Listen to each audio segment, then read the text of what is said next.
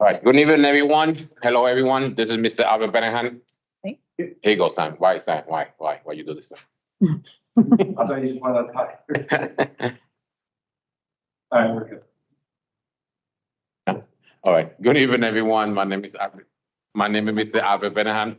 I'm one of the board members here in Bridgeport School. I'd like to welcome everyone tonight to come to the student family committee. Appreciate so much. Like to start with the agenda. That's gonna be approve of the minutes for March 23, 2023. I need to make motions for that. Ms. Akisha? Mr. Benahan, are we gonna do attendance or? Oh, I apologize. Thank you so much. That's okay. I try to do everything so fast. I know people are gonna go home. First of all, I'd like to thank you for my community member, Mr. Kisha here, will be here tonight. My other community member is on the way. I had to welcome Mr. Plana, like always, be here. Ms. Rocha, Ms. Lynn, and Dr. Bolden, and Mr. Dr. Young now. Huh? Dr. Young now. Oh, Dr. Dijon right now. Well, going congratulations, you know, so Thank you. happy. And like always, thank you for IT department, Mr. Sam, and recording all the time. I'll be here and welcome all the staff from Bridgeport. I appreciate that. So I'd like to have a motion to make proof of the minutes for March 23, 2023. Motion to approve. Thank you. I have a second. Any correction, anything in a minute to change? Ms. Akisha? No corrections. All right. Thank you so much. I was trying to do something different and I really send an email for what's her name, sir? Miss Cadence Pentheny, Yeah. Triangle Community Center. All right. I'm gonna give the floor to her because I know her schedule is very tight and I already sent that email to my committee. I believe you received that, Ms. Keisha. So I'm gonna try. I know she's supposed to be number 5 on the agenda, but I'm trying to put in the second. So we have a motion for that. We approve that, Ms. Keisha? Yes, we definitely approve that. Thank you so much. Appreciate that. Your floor is yours. Thank you so much for being here. It's so important for me to you be here. This is one of the situation in, I can say, something that we have to talk and we need to bring this to the community, especially in the schools, because I know we have a lot of students, they are very afraid to talk, to where to go, who to speak, where to speak, because there can be harassment, there can be bullying, stuff like that. And of course, I will not accept that at all. I have family, they're part of the LGBT, and trust me, they're supporting 150%. They are humans, and they know they're not perfect like regular people. But I really appreciate that. Thank you, Ms. Lynn, to bring that in one of your presentation. I really appreciate that, and that's why I told you we had to bring it. And I hope we keep going and be talking about this. This is not gonna be the first or the last time we're gonna talk about this. So sorry to talk too much. Your floor is yours. No worries. Thank you all so much for having me. And Lynn, thanks you for making this connection as well. So for folks who don't know me, my name is Cadence, and I am the community educator at Triangle Community Center. We are an LGBTQ+ focused nonprofit community center.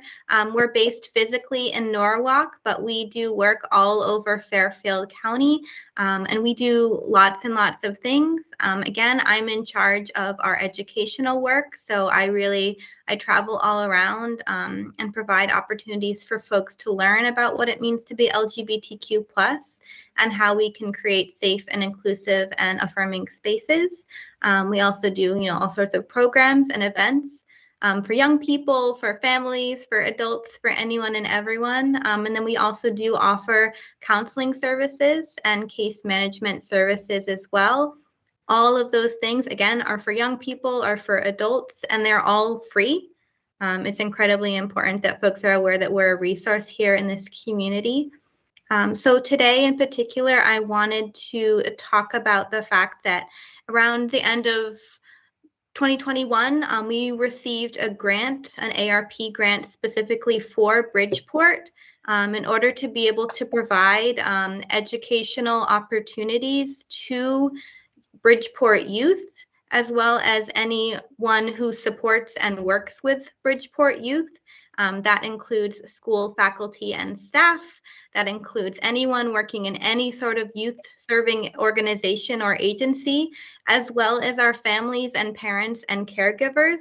The grant that we received literally covers everyone, and it's meant to be an opportunity for folks to be able to come into a space where they can learn what it means to be LGBTQ+, and how, again, we can be creating those safe and inclusive and affirming spaces. Because as I think we're all aware, right, we know that our LGBTQ+ young people are dealing with some hard and heavy things. There are high rates of, issues with mental health, with substance misuse, with suicidality, because they're not getting what they need. And having the trainings offered is meant to be a space for folks to really learn about what it means to be supportive and how we can put in the work to get there, in a way that's acknowledging the hard work that everyone is already doing as well. That's always very much a goal of what I am trying to do. Is I don't want to come in and tell everyone they're doing everything wrong, because that's certainly just never the case. But I think people absolutely deserve to have more support and all of that. And that's really the goal with being able to offer these trainings. Thank you, thank you. I have a question. Can you please spell for and let them know everyone what does it mean LGBTQ plus training? So everybody asks. Some people say, why so many words, so many letters? Yeah. And now they add more so people can understand. Absolutely. Yeah. Even the acronym, right, is confusing, right? And we see so many different versions written with like 13 more letters added, and oh my gosh, Yes. What's going on. So yeah, in general, we see LGBTQ+ used as the acronym, where it truly just fundamentally stands for anyone who experiences, marginalization or is seen as by society is not the norm when it comes to their sexuality and or their gender identity. And again, we know, especially with our young people, that's a growing population of more and more people being able to put language to the experiences that they're having as well. So yeah, to be LGBTQ+ means to be any person who, again, is not seen as the norm by our culture when it comes to their experiences of sexuality and gender. So can you let us know what does it mean? I know L is for lesbian. Oh yeah, I can break it down for sure. Yeah. Yeah. L is for lesbian, G is for gay, B is for bisexual, T is for transgender. And then sometimes we see the Q as well. That generally stands for queer or questioning. And then sometimes we see the plus also. And the plus is meant to encompass anyone who doesn't fall within one of those letters. So potentially non-binary folks, pansexual folks, right? There's a lot of terms, especially with the young people, right? They're using a lot of terms. That's another goal as well, is to, oftentimes I think us as adults, we probably feel here and the kids are up here. So that's another reason, like, this is important to talk about as well, is they're so far ahead of us in so many ways, our young people. Yeah, like yesterday somebody told me, we're gonna put the alphabet, we're gonna put the A to the D. I said, well, you never know. There's something we added, Yeah, absolutely. Yeah. Thank you. Ms. Keisha, I'm gonna go with my committee. Any question, any comments, Ms. Keisha? Yeah, just a quick comment. I just love the Triangle Community Center. I remember years back when they used to do open mics. When I was a comedian, I used to come in and I performed a couple of times at your open mics. And the one thing that I want to say is, this organization is inclusive of everybody. Like, even if you are not curious about your sexuality, they still welcome you. And I just love the work that they're doing with the young kids. I do have a question though. What is the meaning of metrosexual? Oh boy.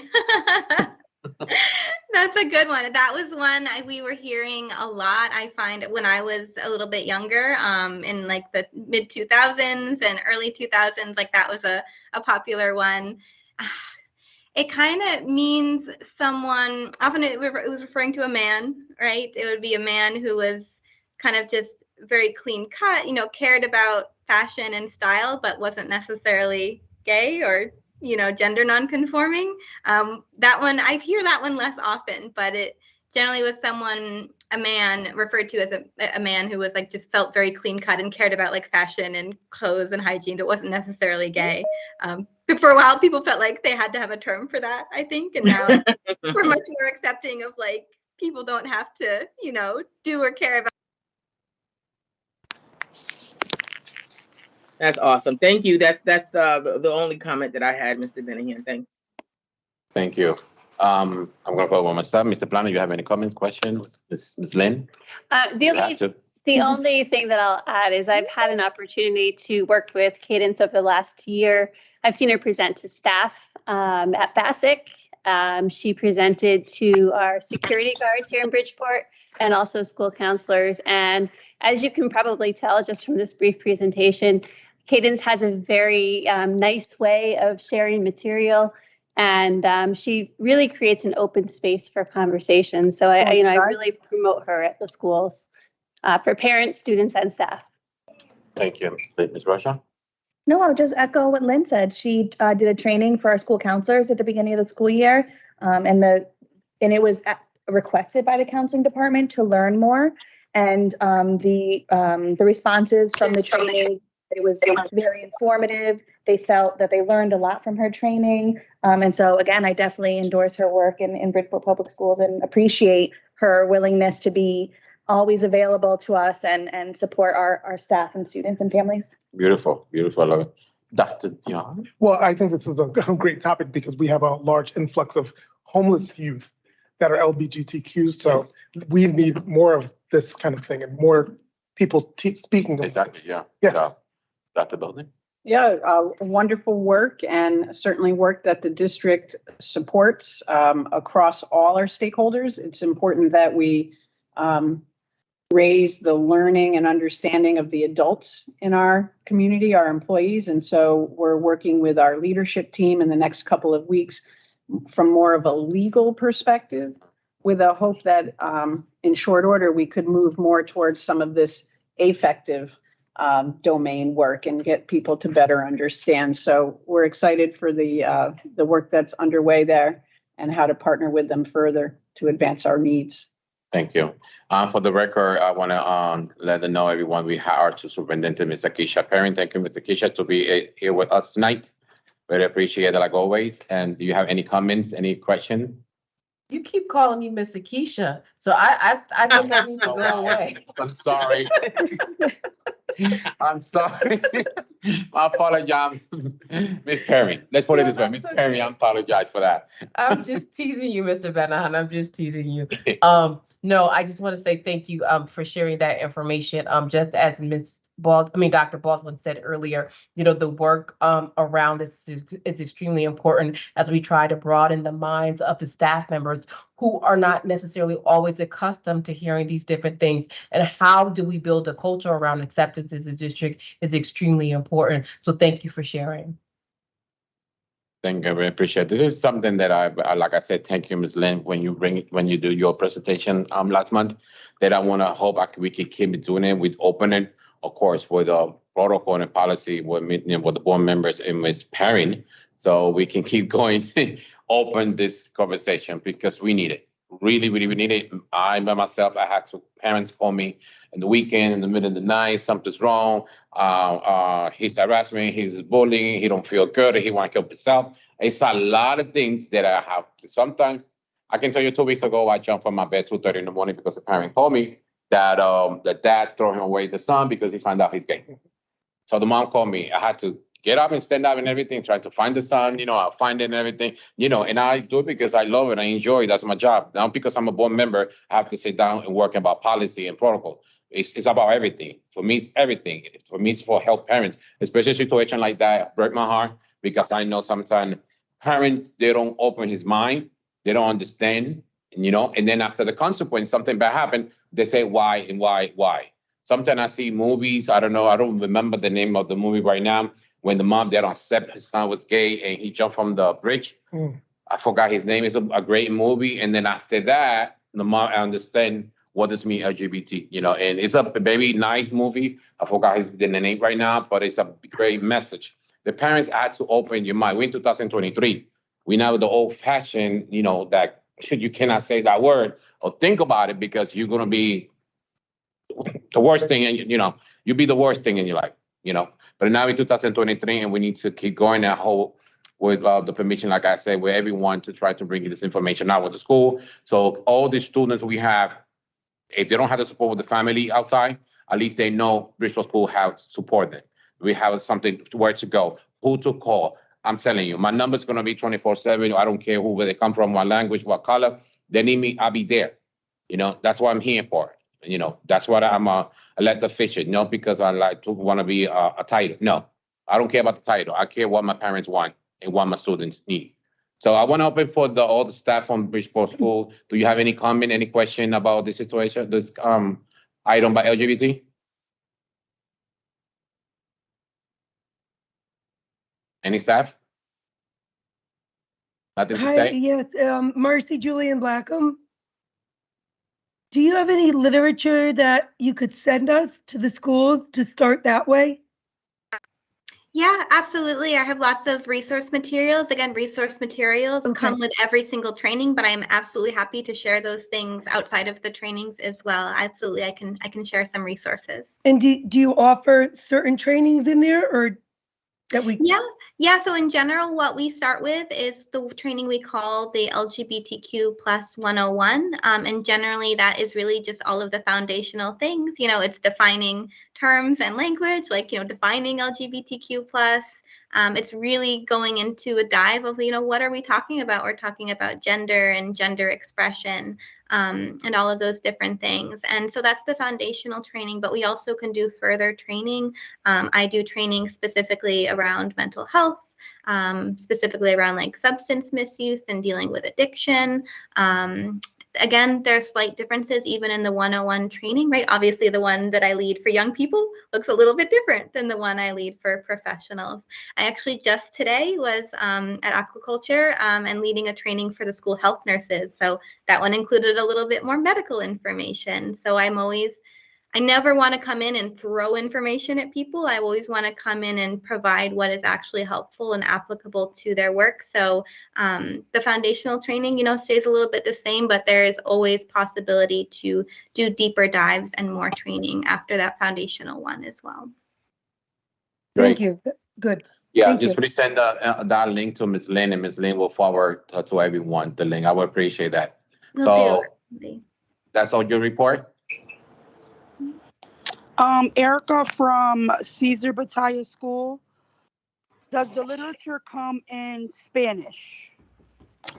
That is a resource we unfortunately do not have yet. We unfortunately don't have any Spanish speaking staff at the moment. I do have additional Spanish language resource links saved, so I can share that information. I'm forgetting the name of the website, but there's a great website that's intended for Spanish speaking families that's about supporting LGBTQ plus young people. So not directly from TCC, but I do have Spanish language resources that I can share. So with the resources that you have and the training that you provide, how do you meet the needs of the Spanish population? Yeah, it's something we're working on. I unfortunately do not speak Spanish, Only because our school, we have a very large Spanish population. Absolutely. Yeah, it's something. It's a need that we recognize, and we're working on filling. Unfortunately, it's just not filled just yet. Okay, thank you. Absolutely. Yeah, it's a great question. That's a great question. I was ready to say that, but she said it first. And thank you for bringing that question. I don't know, Ms. Perrin, is possible if anything, let's see, we can translate something. She sent any link, bilingual department that can translate for the population, for the Spanish people. We can translate certain things. It depends on what the extent of the literature will look like. But yes, we can send it out to translate. It wouldn't be done directly in our department, but we do have the capability of getting it translated. All right, that's great. So you heard that. Anything you want to send it to Ms. Lynn, and then from there we can see how to translate. It's very important that everyone understand, not only Spanish. It can be Greek, there can be Chinese, there can be Portuguese, there can be Brazil. The thing is that everyone understand, what we, where to go. What, you need help, we're here for them. So I really appreciate that your time. That's everything you report. Good. Yeah, absolutely. I really, really appreciate getting the chance to talk to everyone, and seeing the enthusiasm warms my heart. So thank you all so No, much. thank you. I really appreciate that. That was very important, and I hope we can see you next time. And we're gonna keep going. We're gonna bring this information out. Absolutely. Thank you all so much. Thank I really you. appreciate it. Thank you so much. All right, next we have in our agenda, we're gonna now, and number 2 is gonna be PAC officers. We got 1, 2, 3. We got 4 schools: Harding High School, Madison School, Blackham School, and Cesar Botella. I just wanna see the Harding High School is here with the principal and the PAC president. Do we have it, Mr. Plana? Not Harding. I don't think I see Harding there. Harding High School is not here? No, okay. Try to see if we can bring it to the next one. Okay, we have Madison School. I know we got Ms. Cabrera, and do you have Ms. Rodriguez with you, Ms. Cabrera, just in case? Lisa Rodriguez, the PAC president? Hi, I'm not sure, but I did meet with my PAC executive board today, and they were trying to join. Some of them had prior commitments for extracurricular with their children, but I did see a few members join. I did see Miss Spenza join, and I did see who is our PAC vice president, and I believe I saw Miss Chim, who's our PAC secretary, join. I'm not okay. sure if there's other members on. No, that's great. If you're PAC president, like always says, PAC president cannot count the vice or the secretary or member at large. They're part of the PAC. It's good to bring information. So you got the floor, Ms. Cabrera, first. Hi, good evening, everyone. We decided when we met today that I would kind of talk through our major points, and then the parents would have an opportunity if they'd like to expound on anything that we discussed, but we did agree on all the talking points. I just wanted to talk about how we started in the beginning of the year. Myself and the PAC president met, and we worked collaboratively to create our action plan and to develop our PAC schedule, which we do an alternating morning and then evening meeting monthly, so that we can try to access all of our parents' schedules. And then we discussed PAC elections. In September, we focused on making sure that all of our parents were able to access Parent Square, which many of them weren't due to a language barrier. And so we ended up utilizing our ESL staff to work even one-on-one with the parents while they were in our PAC meeting. So we got a lot more signups because they had individualized support to do that. In November, we had an exciting turkey bingo. It was well attended by families. It was a fun event, and we had many items that were donated as prizes. December focused on parents working with their children during the morning to create various holiday ornaments. And that was a successful event with the parents and the students.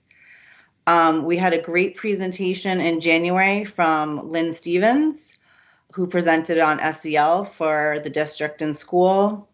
And that was also well attended. We had many parents, including those who speak other languages like Spanish and Portuguese. And the major topics that we discussed were Move This World. Lynn had resources and flyers that were distributed. She also showed a SEL slideshow of SEL Day for 2022. So parents got the opportunity to see many of the SEL activities that were taking place around the district. This past, just in April, we had an anti-bullying presentation by an outside provider. And the presenter focused on talking about ways to advocate for children if parents feel like their child is being bullied. She discussed efforts of bullying and signs to look for in a child, and discussed proper channels to explore if a parent has a concern, such as going to the teacher and the administrator. We have 2 more meetings scheduled. May 11th, we're going to be focusing on hopefully a math workshop game night. And also in May, we're going to do a Mother's Day plant sale, and PAC is going to assist with volunteering to assist with selling and organization of the sale. And then in June 8th, we're going to present a CPR workshop for the parents, and that was just confirmed recently. Next. Okay. Sorry, Ms. Carrera, you said May 11th. What is the workshop? We're going to do a math night. Oh, math. Okay. Mm-hmm. Great.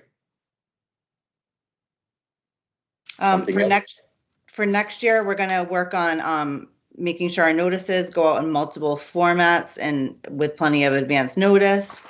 We're going to work together on reliable services for translating for our Portuguese speaking parents. We do have Spanish covered, but we do need to work on Portuguese more. Some parents requested a little bit more support for students with special needs for help at home, like what parents can do and strategies. So I'm going to talk to our special education teachers about that. We're going to be inviting staff to try to attend sometimes in the morning.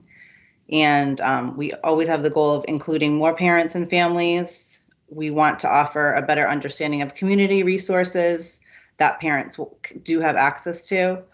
And the parents on the PAC would like to volunteer more and become readers in the classroom. So we're going to work on those things going into next year. Great. Thank you. You're welcome. So I'd like to give the floor to the PAC for Madison School. Can you please say what you think about working with Ms. Cabrera? How's everything going to PAC with your PAC officers in Madison School? Hi. What was the name? So, can you hear me? Yes. Okay. So basically, this has been our first year, or my first time I've ever done this before. Can you introduce And yourself I'm- first? Can you I'm introduce Angela yourself, please? Spezza. Yep, I'm Angela Spezza, and my son is Aiden, and he's in second grade at Madison. And it's my first year where we've joined this. It's been challenging because we didn't have everything like the other PAC officers would have had already because of COVID. So we are all learning this year and excited to implement everything properly. And we've tried very much to be an understanding here. So hopefully next year we'll have a lot more exciting stuff. And like she said, maybe we're going to, in advance, I think is very important. People have busy lives to keep informing them well in advance for different things that we're doing. And I think it's very important to also listen to the parents is what I feel we need to do even more to understand what their needs are too, so we can have fun meetings and also a lot of learning meetings and vice versa. But I think it's very important for a lot of parents to be involved with their children, even if they don't speak the language. I think once they're there, there's a lot of people around that help for them to understand. So to just invite them to please come is very important. Now, what is your title in the PAC? I'm the vice president. Oh, not, okay, good. You know, But I it's encourage true, all the everything. schools also to make sure they try to promote it, to have more parents be involved, because that's the only way a lot of things can get done. You need a lot of hands. It takes a village, you know, to really get children going and doing things and understanding stuff. Just from the one meeting where we learned about bullying, it wasn't just about bullying. I learned so much that one day. So And we're it's still learning. important. A lot of stuff is important. Yeah, but bullying, we're still learning every day is something new. It's something we have to be ready, prepare for anything's coming, because you never know when you say the word bullying, doesn't mean you know, you have to be ready, you know, what's coming. Correct. Yeah, but it's good. I mean, when you said communication and translating people, remember, it means Cabrera know that we have a bilingual department. No child, no parents will get out from the school with, you know, with no translate. You know, it's very important for me. You know, Ms. Cabrera know that they don't have the person talk that language. What she had to do is call bilingual department, and they will help in, you know, translate or something like that. We always have certified people. They will receive, you know, the service for the parents. But I'm very glad you'll be part of the PAC. You know, I know you and the PAC are doing an amazing job. I've been spoken with Lisa Rodriguez. You know, she's the president. She's very positive. She always enjoy. She's for the school, for the parent. You know, she'll be involved in everything. But I'm very glad the PAC is working very well right now. But I have a question for you. How you working with Ms. Cabrera? How's everything communication with her? Well, I don't really do much of the communication. Liza does. And as far as we are, everything that we've been trying to do, I mean, we've coordinated and we haven't gotten a no from anything. So I guess I'm going to say it's been good. No, thank you. Thank you. I really appreciate that. It's very important that the PAC communicate with the principal and the principal, you know, work together. You know, it's very good to have a great communication, because I know everything is doing it. Whatever we're doing is for the kids and for the parents, to be sure, because we are the sample. If we don't show them they have a communication working together as a team, So the parent and student will say, well, something's wrong. So if they don't communicate, how are we gonna communicate with them? So that's very important. I really appreciate that. Absolutely. So we had another member, Ms. Cabrera, from your pack. I did see on, I believe that Miss Chim joined, but I'm not sure if she's still on. Yes. Yeah. Yeah. I see that. I'm here. Hi, can you introduce yourself and what is your title? And you give me a lot of information how you're working with your pack and when you're principal? Yes. I'm trying to turn the cameras. My name is Ken. I'm the secretary for the PAC.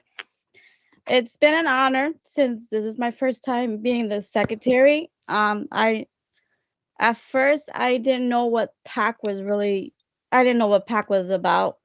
But then I was like, let me just see how that is, because I want to get involved with my son in school and to help, the school out and stuff, since there's a lot of diversity, in this school.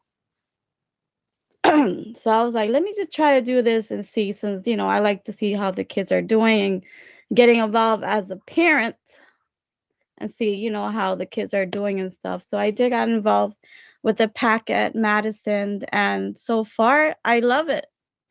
I mean, seeing all the parents, as a stay-home mom, you want to get involved to see how what they're doing, how their school is running.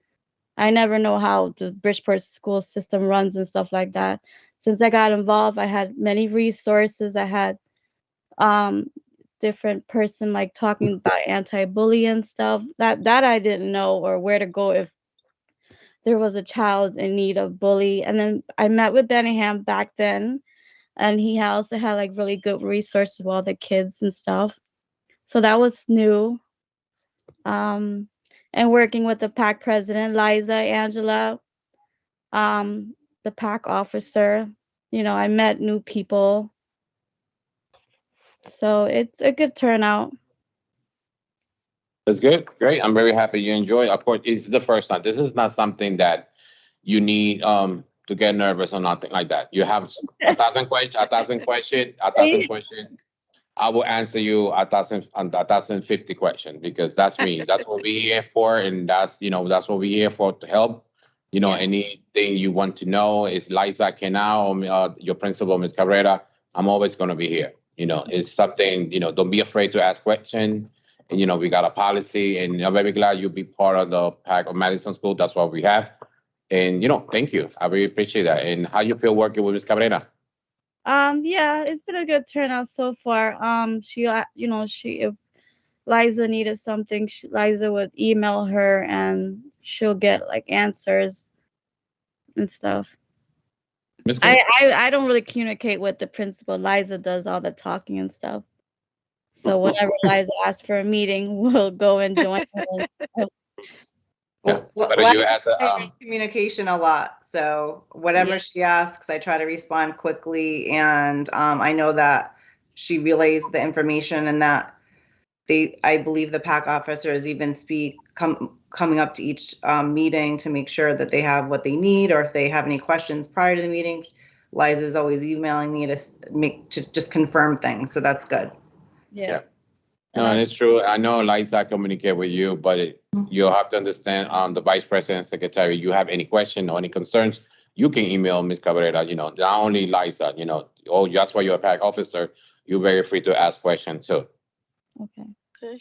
Ms. Cabrera, I have a question for you. The PAC, I know the PAC, they don't have a room. It's not possible the PAC have a little room or something like that, because I know when they meet, they go different classrooms, something like that. Because I know sometimes they want to order stuff, and they like to have a place.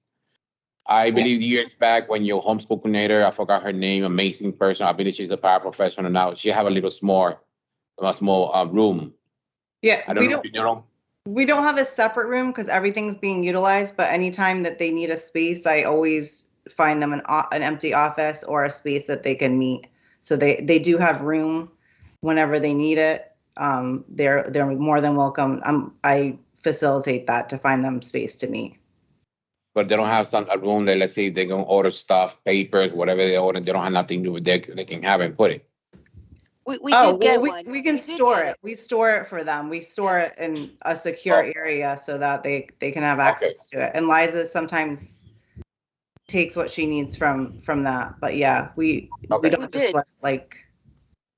All right, thank you. Yes, We did, Al. We did. We just went into school the other day and we cleared out a whole big closet cabinet. We have to get a lock for it. It has all of our stuff in there. We went into another room and there's a top cabinet now that they gave us all the space to put in there. So we got some space. Yeah, we can definitely We make got some. space. Mm-hmm. Yeah. We have the teacher lounge across from the nurse. I believe.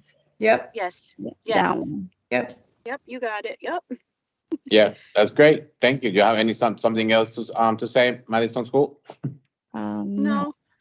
No. No, thank you. Thank you. All right, thank you so much. I appreciate it, Ms. Cabrera and Vice President and Secretary. Thank you. You know, always Mr. Benahan's going to be here. Any question 24/7, I'm always going to be here to ask you a question. But before I go, I want to open the floor to Mr. Keisha. You have any question, any comments for Madison School?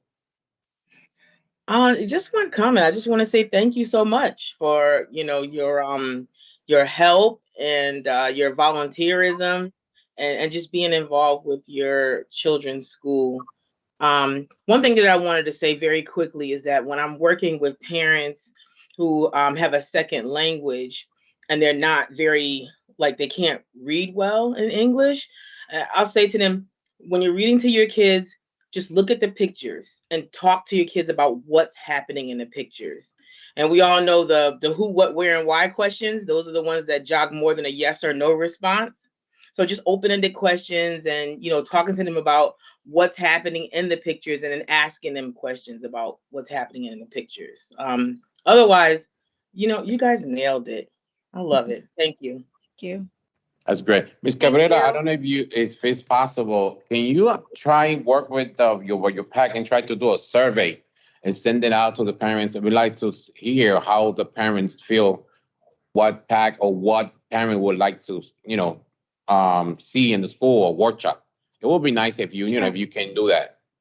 Yeah, I'll work with Liza and the executive board to draft some questions and send it out. Sure. Good. All right. Yeah, So you're very welcome to stay. If you're not, thank you so much. I really appreciate your valuable time. And like Mr. Keisha said, it's very important for me that you take your free volume time when you can be doing something else or you can be with your family and you dedicate for the parents and for the school. I really appreciate that. Thank you so much. Thank You're you. welcome. Thank you. Next one is the Blackham School. Who we have here on tonight for Blackham School. Thank you for being here. Hi, thank you for having us. It's Marcy Julian, the principal, and I'm also here with Ms. Novotny, who is the head of our Parent Leadership Liaison Committee. Our PAC president was unable to join us, but we did, touch base with her, and our liaison committee will report out too. We're similar. Can you give me a second? Sorry to interrupt you. Give me a second for the record. I would like to welcome Mr. Trevor, one of the board members. Thank you, Mr. Trevor, to be here. Appreciate that. Thank you. My old school. Hi, Mr. Traver. We miss you. Hi, Ms. Julian. Hi, Ms. Novotny. How are you doing? Good, good. All right, the floor is yours. Okay, so similar to how Madison School operates, we meet in the beginning of the year. We plan the whole year out. And we are unique. We have a parent liaison committee, which is representative of myself, teachers, a bilingual ESL teacher, a parent support, an assistant to the bilingual department as well. And we coordinate with the PAC group. So we have a bigger kind of internal PAC liaison group. So we, Ms. Novotny is the head of that. We are in a kind of a rebuilding year.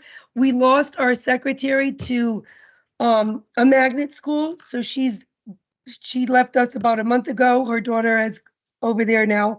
And our vice president has been opened. We are holding elections as we speak. We're going to firm that up on May 17th during our art show. So if you're around, May 17th, we're having a school-wide art show. May 17th, okay, good. I believe it starts at 5:30, Ms. Novotny? I could get the information down. Julian, it is 5:30. 5:30, yes. We usually piggyback right off a Lighthouse, so we get the most parents to join us. So with that being said, this is, we're very excited. So October, I won't go through everything, but I'm going to highlight some things. October, we had a safety march, which is our children march, our young children march through the school and receive fire, police. We have our parents there with us. That same week, we had our PAC first annual Halloween trunk or treat, which we basically called for about we had 500 families. We ran out of candy. It was a big success. It was great. Ms. Novotny could share, we had all different kinds of activities they could do along with trunk and treat and, through. It was very organized. It was out in the parking lot. It was pre-K to 4 because, as you know, we have 1,100 students, so we had to put a little bit of a cap on it. November, we did something really unique. Ms. Novotny, do you want to explain how that worked? We had a food drive along with our family turkey decorating contest. Yes, we had we sent home a turkey template to every family and they had to decorate it together and write a little something, and it could be in any language, of course, because we are fortunate at Blackham to have teachers that speak both Spanish and Portuguese, so we're able to translate. And the winners of the contest would get a turkey. We were so fortunate because we had parent volunteers and we had our Andrea, who unfortunately cannot be here. She was able to secure turkeys, and we were able to give out about 42 turkeys to families. I think what I wanted to talk about, if that's okay, Ms. Julian, is the read aloud that we had, and that was and I do request that all of you go onto our website and the parent section, because you'll see pictures of all the activities, but also there's links, monthly links for parents for resources in many languages if they need them. But we had a parent read aloud where there were parents from each homeroom could come in and read to their children. And we also had books in Spanish and English, and that was very successful. And kudos to our parents for coming and volunteering and filling all those bags of goodies that were given out during that event. Go ahead, Ms. Julian. I'm just actually typing in the chat, just so you know. Our link we did put in the chat, and I shared it with Arlene. I'm not sure if you guys could see it, but feel free to see all our activities, all our pictures. We also, and also the links, but it's all right in the chat if you just click on it. Also, this year and last year, what we did start when we were home for COVID, we wanted parent volunteers. We started a Kahoot night. I'm not sure how many are familiar with Kahoot, but we break it down for our younger kids. For their session, it's an hour. Kahoot is a trivia question, and the kids and their parents do it online with us. And it's really great. And then the 3 top winners for elementary receive prizes, and that will be shown there, and the 3 top winners for middle school. So that's shared on there. It's a lot of fun, all different types. We usually focus on a subject area. Our last one was math, our Kahoot math, which was great. We also, with Ms. Novotny's help, I'm going to show you, we did with PAC, we did our family cookbook, a collection of family cookbooks. They're available. Anyone who donated a recipe received it free. It is on the line, so people that did not receive the hard copy, you could see that also during the link. And it's all different cultures and fun things. Kids wrote it as well. And Andrea in our PAC group worked with our parent liaison committee, and we did them right at school. Cost us nothing, actually, except the Xerox paper. It was perfect. So that we did. That was a big success. We also, as Ms. Novotny said, the parent read aloud. That was fantastic. Along with the read aloud, our parents, we get an influx of donations of books, gently used and new. So we constantly have a book drive where the kids will come get the books, and the parents will come also bag them and deliver them to the classrooms, and each kid gets a little gift bag at the holidays or something in their new books with sometimes coloring pencils. This year we also did a social emotional learning bag. The parents organized and delivered to the kids. So that was a lot of success there. Like I said, PAC elections are up on our website. We are holding them.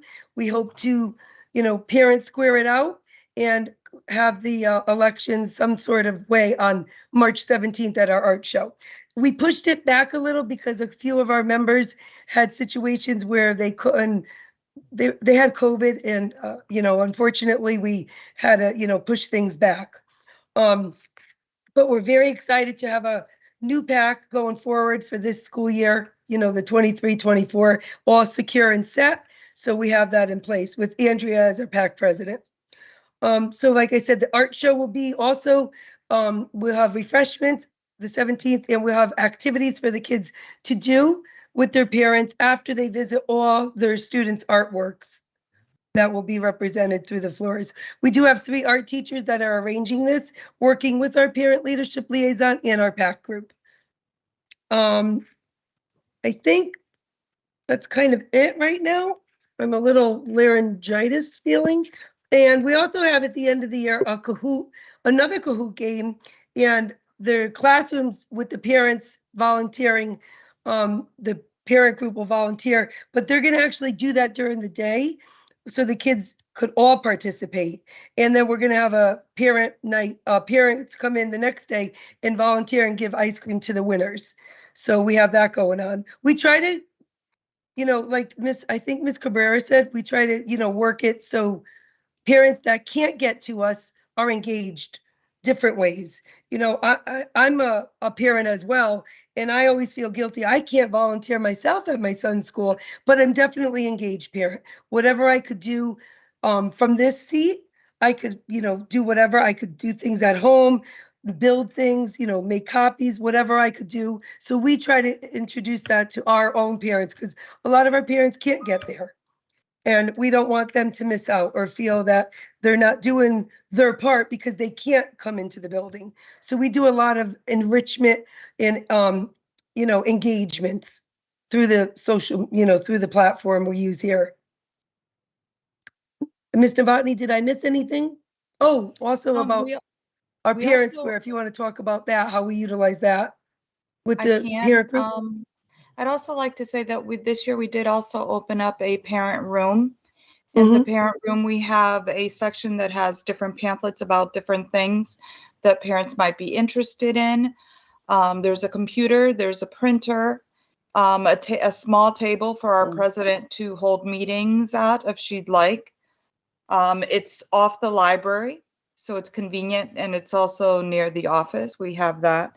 I would just like to say that we have a lot of parent volunteers that have come in. Like Marcy had said, we give out bags and different things for children to take home to use with their parents. So for SEL Day, they brought home a poppet and they brought home some books and different things. But as you can imagine, that requires a lot of work putting those bags together. And we have parents that come in regularly to help us stuff those bags, pass those things out.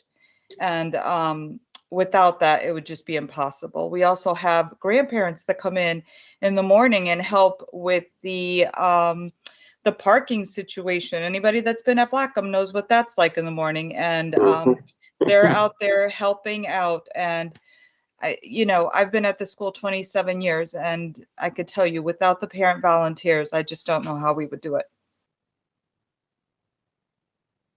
Thank you.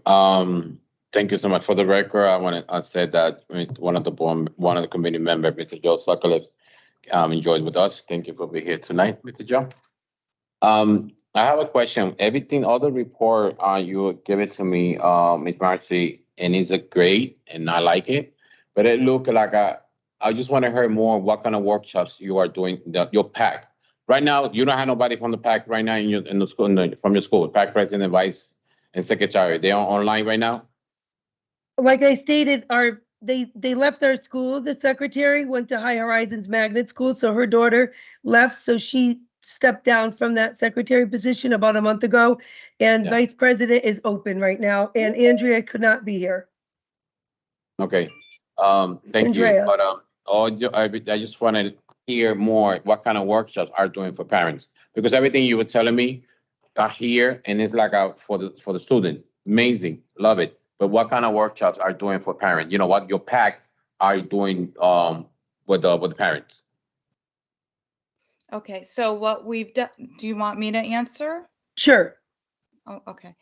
I'm gonna So- put myself on mute. I'm babysitting the dog, so 1 second. Okay. Some of the things that have been done, at the beginning of the year, we did do the how to go online for children. So Power School, how to use Power School, and how to use Parent Square. We set up tables and for parents to come in, and we have helped them with that.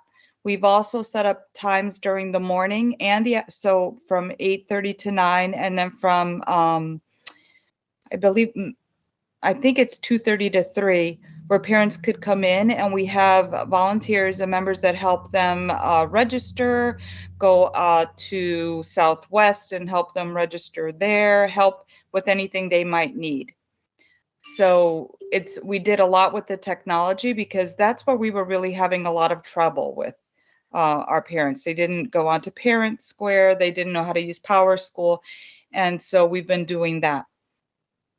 Does that answer that? So And exactly and you're so- saying, yeah, exactly you're doing the, let's say online, they're doing a workshop for Parent Square?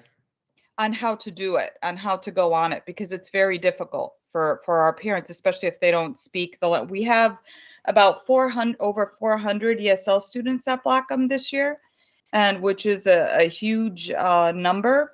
So it has taken us, it's been a priority to get our parents online and knowing how to use the tools that we have at Blackham. So we've really focused on that. And then we also, since our parents could not come in many times, many of the bags and things that go home have resources for the parents. So although the children are bringing those bags home, those bags are meant for parents and children. And also when you go online to our website, you'll notice that we'll have the event. It'll say the month, the event, and then there's always a link for every month for parent resources. So there's always an educational component for the parents. So in other words, you don't have too much parent come to the school, and they don't do workshops in the school for parents. Well, we do some workshops, but we haven't really done as many as we have in the past. In the past, we would do one every other month, as you know. But this, because of COVID and everything else, we've had to do a soft opening this year. And hopefully, once we get a full PAC again, once we have like a president, a vice president, and a secretary that's able to run that as well. And that's our hope, that we encourage parents to come in and do that. Next year, we can do more of the night PAC events that we used to do. But Ms. Mercy said you have a president, right? Now, but she's not here tonight, but you have one in Blackham, right? Right. Yes, Andre, We have yes. one president. Correct. Correct. So right now, your position is open for secretary and vice president. Correct. They send flyers outside, for the parent, when they do, let's say they still do some workshop for the parent, special elementary school. I have more experienced parents come out the high schools. So they send flyers out for the parents. Do we send flyers For out the to elect- parents? If you send flyer, let them know the parents, let's say if they have you have a workshop in the school, that's my question. Of course, we send flyers out. when there's Absolutely, different yes. Workshops, yeah. And also that goes out through Parent Square, and it's also on the website. Website. All right. I'm gonna open the floor for question. Mr. Kisha, you have any questions? Comments? No questions or comments. Just want to say thank you very much. You're welcome. Thank you. Thank you. Mr. Joe, do you have any questions, comments? No questions or comments. I got the standard speech I always deliver at these things. Yeah, me and Mr. Benahan, and we go back a while in this students and families and this checklist where we're looking at all the money, make sure the money's spent. We do realize that we only have one employee, and that's the superintendent of schools. So when you hear the superintendent come around checking up on all these things, that's because we as a board have put emphasis on it. And as you know, in the past, if you've been watching any of the meetings, past couple of years back, we had some schools that were spending zero. We know that's not the case with most of the schools and most of the people, but that's why we stay on top of the money, because if the money's not spent, that's a definite indicator that staff isn't trying to engage parents, because many parents will come out just for freedom will come out. I just came from parent conferences myself, excuse my tardiness.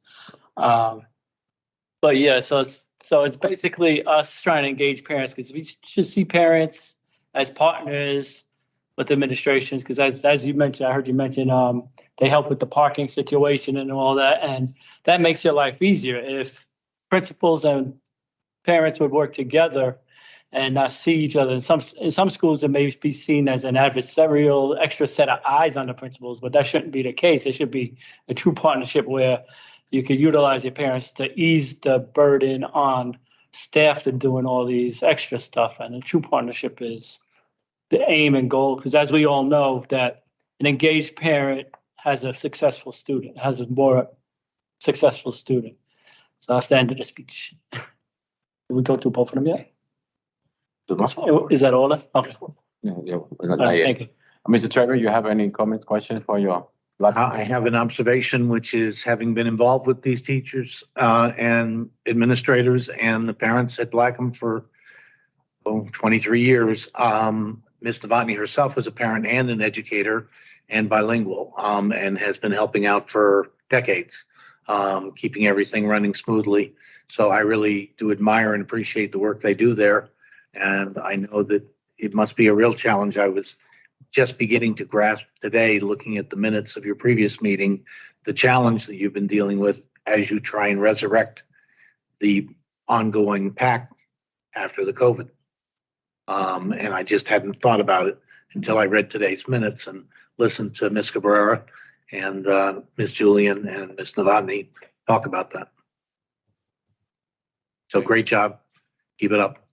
Yeah, I know it's not easy, especially, with something parent they get scared because of the COVID, stuff like that. But I feel that for me, the way I'm listening to you and the way that I read it, it's like I need to have more communication, get more communication with the parents and come up, because I know something online. Yeah, some people want to do a job in online, stuff like that. But when you're doing personal, I feel parents learn more personal than be online. Because especially when you're doing, hold on a second, please. Especially when you're doing the parent square, when you do online, because I really have the experience with other parents, they feel a little more difficult. They don't know how to go. Now, when you personal, they see the computer and you show them how to go. They learn a little more. That's my opinion. Go ahead. Perhaps I wasn't clear. I just want to clarify that was done in person, and it was done 3 times after school, including 2 times at 5:30 to about 7:30, where we had parent and teacher volunteers help parents come in, and it was very successful. And we also had parent volunteers. Now I'm sure you can appreciate how big Blackham School is. We had enough parent volunteers to read in pre-K through 4th grade at our school. So you can imagine what that looked like. We also had enough parent volunteers that came in and filled up bags for our children in our schools, pre-K through 8th grade. I hope you go through the website and you see the pictures of our parents and how truly wonderful they are, because we feel very fortunate, knowing especially how difficult it is for many of our parents, that it's been, of course, now, like I said, our numbers are over 400 ESL parents, Portuguese and Spanish-speaking parents that are working a ridiculous amount of hours to be able to keep food on the table and a home, and they're coming in to learn how to use that technology. And I can't begin to tell you how proud I am of our Blackham School parents for coming in and volunteering whenever they find time and learning this new technology beyond learning the language. So thank you, everybody, for listening to us. Thank you for your report, and my apology. I thought you said you're gonna do in the parent square online. So I thought I understand that, but I'm very glad they come into school. And trust me, I'm very proud of Blackham School, and I'm very proud of all Bristol School. That's why I'm here, because I want parents to understand and help them and educate them, because if we don't help them educate them, who's gonna do it? So I don't want my parents to stay in the limbo. So I want the parent to understand that Bristol School, we give our time, free time, and I really appreciate that all your teachers, your parents go do, give free time to read on to the students. That's amazing, and I'm very glad. And please tell them from me, thank you, But like I said, it's good that we doing workshop for the parents. The same way they come to read to the students, it was so nice to do any work on a workshop. And trust me, I'll always be here. You know how to find me. Anything I can help you with, do anything workshops, anything to find a sponsor, anything you need in your school, just call me or send me an email, and I will help you. That's one of the reasons I'm here, But I really appreciate everything you do in the school. I'm very proud for that. Thank you. Thank you. Mr. Plana, do you have any questions? Ms. Lynn? No, I would just say thank you very much for all of the hard work that you're doing to engage the PAC. And I had a chance to look at your website. It's beautiful. Yeah. Is Russia? Thank you. And I check the website. Trust me that I check all school websites. So trust me, I know what they're doing, and what is up there and Mr. Dr. John, any questions? Sounds great. I'm all set. Thank you. Okay. Thank you. And please stop by everybody. to our art show if you're around that day, May 17th. Yeah, trust me, I'll be there. Okay, good. Thank Trust you. me, I'll be there. And I will let them know the board members. Ms. Perry, you don't have any question, any comments for Blackman School? No. I see before we leave on, in your parents' budget, you left $937. That's the last update, right? Ms. Rocha, right? I haven't. You should have the last one, yes. Yeah. So, no, I see you already, you got, your budget's 10,189. You guys spent 9,251 and 68 cents. So you left 937. But next time you show you good negative. But I'm very glad at least you spend almost the money. That's the more important thing. At least you use it. That's the only thing I just wanted to let you know. Thank you. Okay, I appreciate it. All right. Thank you so much. I appreciate your time and everything you do. Of course. The next one we have our Cesar Batalla. So welcome, Cesar Batalla. Dr. Alexander, thank you for being here. And I see you with your PAC president. I'm with my thank you so much. I'm with my PAC president, Ms. Baxter, and I've also got Ms. Labrador, who's my vice president, hopefully online. Are you out there, Erica? I am. All right, beautiful. What I'd like to do is have the two of them kind of go over and just provide an overview of the activities, students that participated, et cetera, and then I'll kind of fill in the gaps. Is that okay? Yes. Erica, you want to lead us off? So my name is Erica Labrador. I am the PAC vice president at Cesar Batalla School. My son is in first grade. His name is Aiden. And I want to start off by saying, I'll just go right through it. So if you have any questions, you can stop me in between. We have reached out to our parents. We meet with our PAC. We are a staff of 13. I meet with Ms. Baxter. We talk every day on the hour, in between lunch, to try to engage our parents. And I think from 2022 till current, we've had an abundance of support with our parents, 300 plus, to the point where our custodial staff, our security staff, they're like, we have a budget. You guys have to cut the parent involvement because we're at our maximum for capacity. So I say with our parents, our school is blessed to have an abundance of support. I know Mr. Planas, I've seen him sitting there. He came to our one of our last events, which was our winter formal, and I'll get into that a little later, but It was a pleasure to see him there. I haven't seen Mr. Benningham there, but I look forward to seeing you at our upcoming events. In November, we started off with a Thanksgiving celebration. The celebration focused on providing a stress-free family bonding time. Students and family members shared stories. They read books about giving thanks and the celebrating season. SEL was also focus of the event. We try to, although our outcome is predominantly Spanish, I speak Spanish. So I was able to meet the needs of the parents, answer questions, and we were very grateful, Cesar Batalla, this year. We were given over 100 turkeys to provide to our family from the Maryland Goldstone Foundation. And we were able to provide a food basket for those families in need. We put a flyer out there. We had them come to us, meet with us, and let us know that they were in need for that holiday season, and we took care of them to ensure that their holiday season was a blessed and thankful one. For December, we did Dinner with Santa. That was an amazing outpour. Family celebrated the season. Everyone knows Cesar Batalla is known for providing not only a fun-filled, factual event, we provide good food. So the family celebrated the season with food. They wrote letters to Santa with their moms, dads, grandmas, grandpas, whoever they came out with. They were able to take a picture, and we provided that environment so that way when they go to the Trumbull Mall or the Milford Mall and they see that photo with Santa, they got that opportunity for free with their families. They received a gift, a token of our appreciation at Cesar Batalla School. And we've ended 2022 with families. And I can't tell you how impressed and happy they were. In January, welcome back 2023. We did a winter formal dance. The focus of that event was SEL.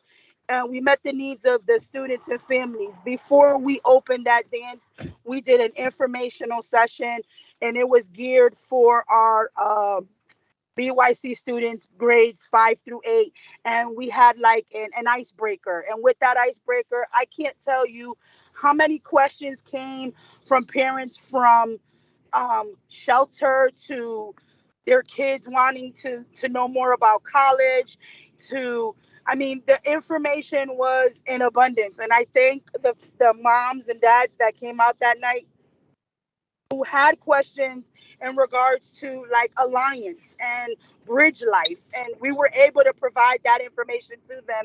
And then an hour into that function, we opened it up, mom and son dance, father-daughter dance, or whether it was uncle or grandpa or auntie, however it was, they were able to engage. The smiles on their faces, both children and families, was enormous. And then in January, we did the PAC members and students and their families, we celebrated appreciation for our teachers and staff by providing them a luncheon. Many students wrote letters of appreciation to their teachers as well as the parents. I mean, there's a lot of resources, especially with our resource center, where we engage and we encourage our family to visit. If you're in need, if you need music and play, if you need clothing, a uniform, Cesar Batalla families know that with confidence they can come into Dr. Alexander's school and get the resources and the help that they need. We had, for March, we had a Dr. Seuss March Madness.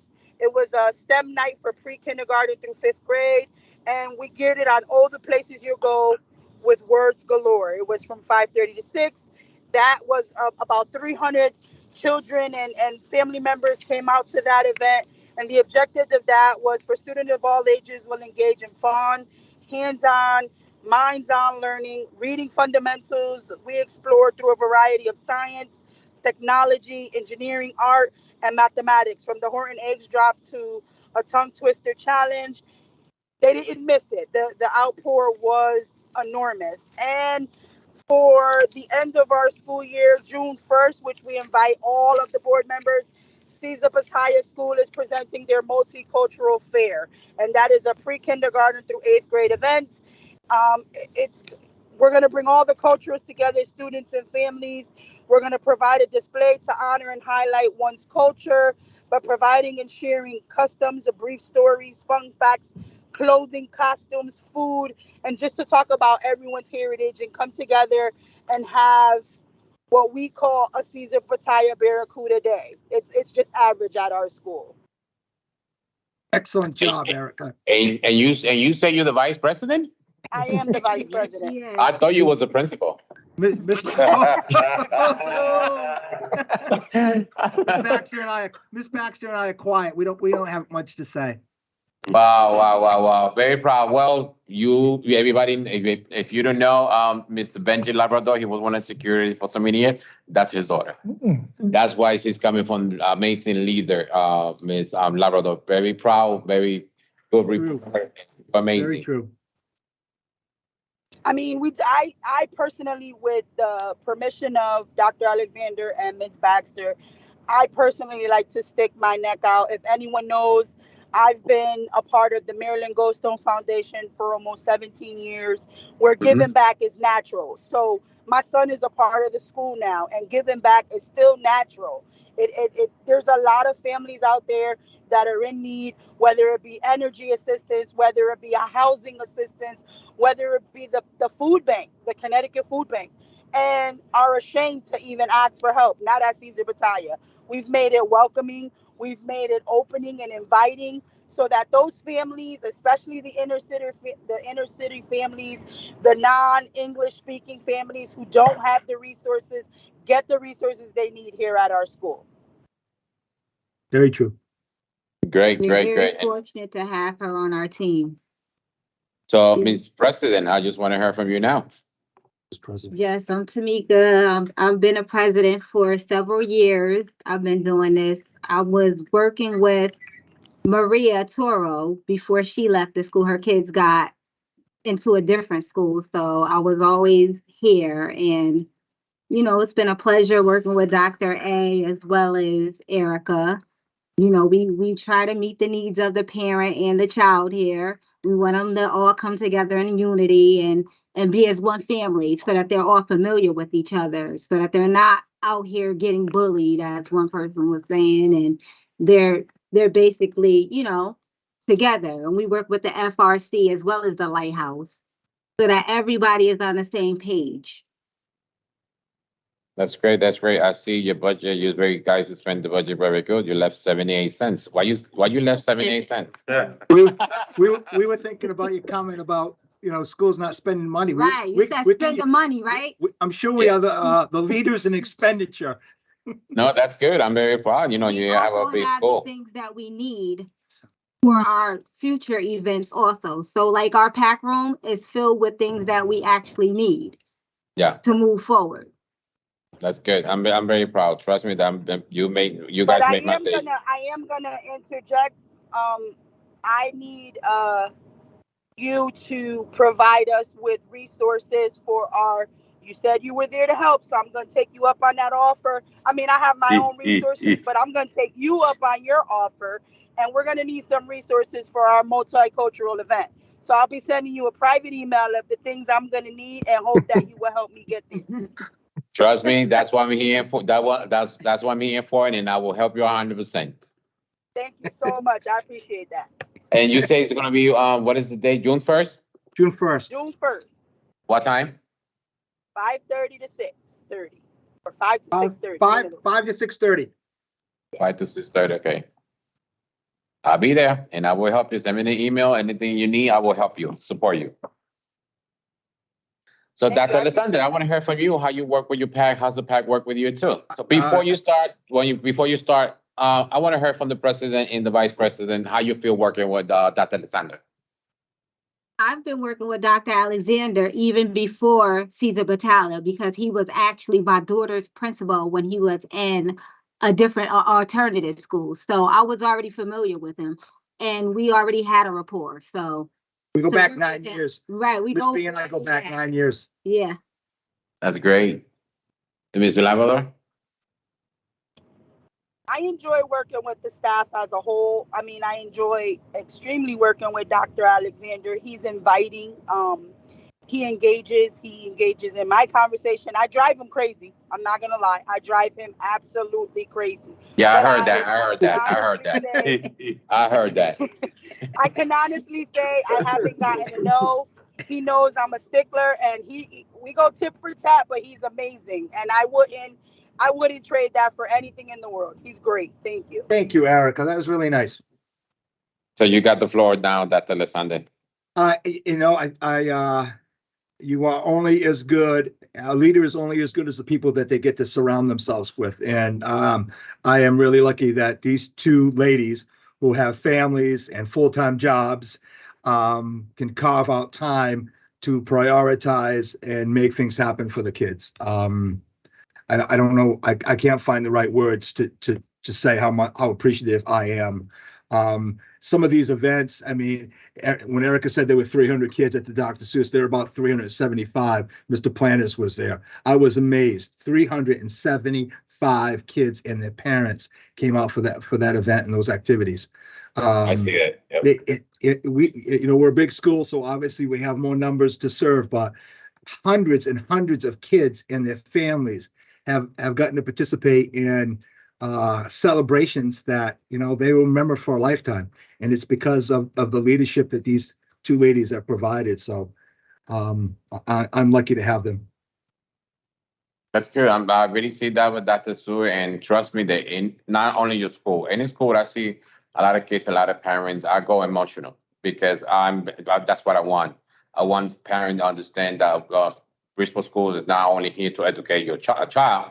Of course, that's priority, but they can understand we're here to help them, to educate them, anything they need. They understand that our policy, a door is open. But I'm really very proud, and thank you, Dr. Lesande, to work with your team. I really appreciate that. Like Ms. Labrador said, I know she make you crazy, but at least you got a great leader. They care. They want to work with you. They want to work with the parent, with the students, with the staff, and everyone.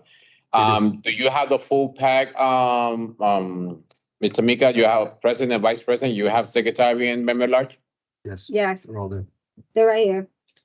Yeah, we have our staff. Yeah. We have the secretary? Yes. Okay. She's there with you? No. I only invited the two of them. I wasn't sure how deep you wanted me to go. No, that's fine. That's fine. If you have like I said, almost a full pack, that's fine. We do. I really appreciate that. I'm going to open the floor for my community member, Mr. Keisha. Are you online?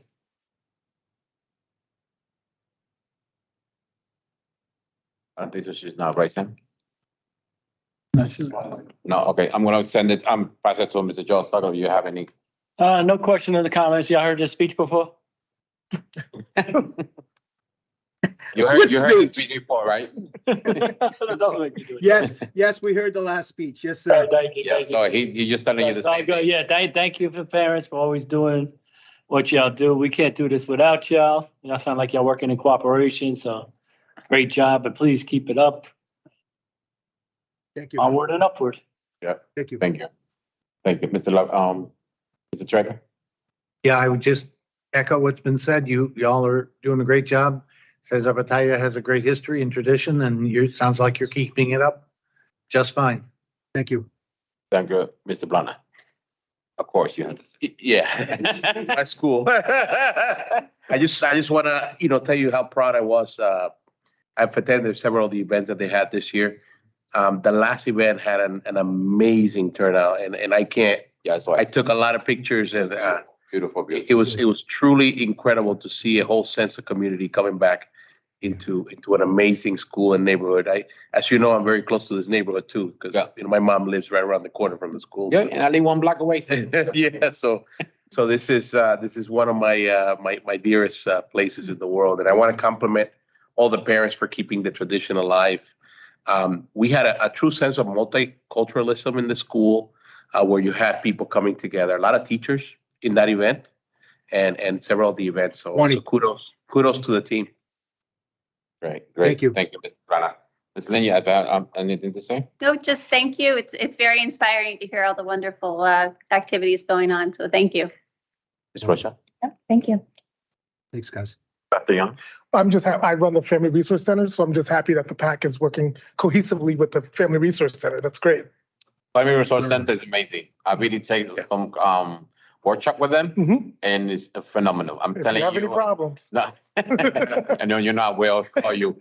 But they so far, the workshop they have with the parents, with the community and everything, I really take twice, and it was amazing. They work very, very good. I'm very proud of that. We Dr. Bob. also have adult ed here. We have the Southwest program. I mean, Battaglia is a model for a comprehensive community support system that we should put in place at every urban school. I mean, it's a one-shop, one-stop, multi-service, comprehensive place. Yeah, that's great. Dr. Bowden? Thank you for all your good work. It really does make a difference in the lives of children and families. So thank you.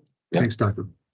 I just want to let you know, Dr. Lassander, for the record, that I know sometimes it was some issues in the school, and before the news or the negative go out from your school, that's why you had Mr. Plana. And I report Mr. Plana any situation happening in your school. Why? Because I care. I don't want the news go out negative, because that's the first thing. When it's positive, all these news people, the people working social media, they don't say nothing positive from the school. But when it's a negative, they blow up the phone and they blow up, and that's how I get upset, because I, as a board member, I represent all the Bristol school, not only me, all the board members. We want positive things. I want people to know what are great things the school have. So before the news go out, that's what I told Mr. Plana. Listen, this situation is happening in the school. Please figure it out, find out, what's going on before the words go out wrong way. I also want you to understand that I care to be sure you, your staff, your students, your parents, your leaders, your PAC, be okay before someone saying something negative. I will go after that person, because I know you guys doing a great job. Amazing. It's not easy. You have to deal with something, sometimes with people negative, people positive, people median, up, down, left, right. But at least you never give up, and I really appreciate that. Thank you so much. All right. Ms. Perrin, you have anything to say to Cesar Battaglia? No, simply thank you to Dr. Alexander, as well as the individuals who presented. They did a absolutely phenomenal job doing so, especially for such a large, diverse community. There's lots of things that are engaging and keeping the community, students, and parents working towards supporting the school. So thank you. Thank you, Ms. Perrin. Thank you. Thank you so much. I'm going to thank you so much. And trust me, that will be there June 1st. And Ms. Labrador, I will wait for you that email. Thank you, I guys. will be sending it. Yes, I will. Thank you so much. Thank you so much for everything you do, guys. Very, very, very proud. Bye. Good night. Thank you. All right, next we have in the agenda, I'm going to go more fast so we can keep going. It's going to be the P10 form. Do you have the form with you? You don't have the? No, I don't No. have it with me. All right, so I know I already sent to you, and I know Ms. Perrin have that form, the P10. And then I spoke to you. This is very important that starting now, that will come the year. We need to do that P10 for Ms. Perrin, because that's the record. How much money? What do you order? What's going on? So before we find out downtown, where's this order? Who made this order? Who made the proof? Who signed this? Who gave the permission? When they had that P10 form, the school, the principal, and the PAC leader, very easy. It's very easy to take out that form, and you can know who ordered, who signed it, because I have to sign the PAC president, or PTSO president, and the principal. And from there, you have the amount, the record, how much money you spending. Because I know we have some issues that somebody sent this downtown. We ordered this, but the PAC president or PTSO president say, well, I never signed for that. I never give permission for that. So to avoid all that situation to go down for, I just prefer Ms. Perrin, and then, and working for the next, when we come back after vacation, trying to all these PAC leaders work. Are you okay? Yes. All PAC leaders work with the P10. If we had to do like on a round table, show them how to do the P10, I would like to do it, help you, stuff like that. It's more easy. It's more fast, and nobody go under control, where and why, who, and he. So anything to say with that, Ms. Perrin, about the P10? I believe what you're asking for is some type of training for P10. Am I correct? Yes. Okay. Thank you. I know I already said a lot, but you say it very short. I know Mr. Kisha is not in the line, but Mr. Sokolov, you have anything to say about this thing? Mr. Traver. Mr. Plana. Mr. Lin. Ms. Rocha. No, but when, I'll show you the first slide, we did put together some guidance around the P10. Good. That's yeah. Can we hear? Yeah. That's about it. All set. All right, thank you. We're gonna be, the next now is gonna be the PAG and PTSL update budget percent user form, Ms. Rocha. Ms. Lin, your floor is yours. Thank you. We're gonna. First of all, before we start, thank you for everything you guys do. Without you, I will be lost. I will be crazy. I will go have Mr. Plana crazy, you know, but thank you. I really appreciate that. I know in the beginning it was hard and, you know, I'm not easy, but I'm not lying to you, but it's because I care. It's in my blood. I care. I want people to understand, be here for them, you know, to support them, guide them. They understand this is the protocol. This is the policy. Don't do this wrong, because I don't want people to talk about bad things about virtual school. Like Ms. Perry said the other day, we tired about people talk about negative about virtual school when we have so many things. We got good things. We can do better things. And that's why when it's out good things, nobody say nothing out. But it was a negative, ooh, boom, you know, explode like, yo, wow, let's go, negative. But I appreciate that. I really, really appreciate your hard work you do. Thank you. So your first choice. All right, so the next slide. So the first slide, we just talked about, Mr. Benahan, what you asked regarding the P10 and putting together some guidance around the submission of the P10 online, but also maintaining a binder with a hard copy. So I think a good idea that maybe Lynn and I can plan is to one of the first roundtables when school opens. We can dedicate some time working with those parent leaders, maybe even preparing a binder for them, so that way they can leave there with a binder ready to go and then work through this guidance with them around the P10. Yes, I'm good. Okay. All right. And then the SGC and PAC PTSL update, we can skip 2 slides. Thank you so much, Sam. Yep. All right. So it's obviously very small, but in the packet you received the update for the percentages used, and I'll just give you the highlights of that. We have 22 of our elementary and middle school students that met their benchmark at 100% or 99 point something, with very little left over.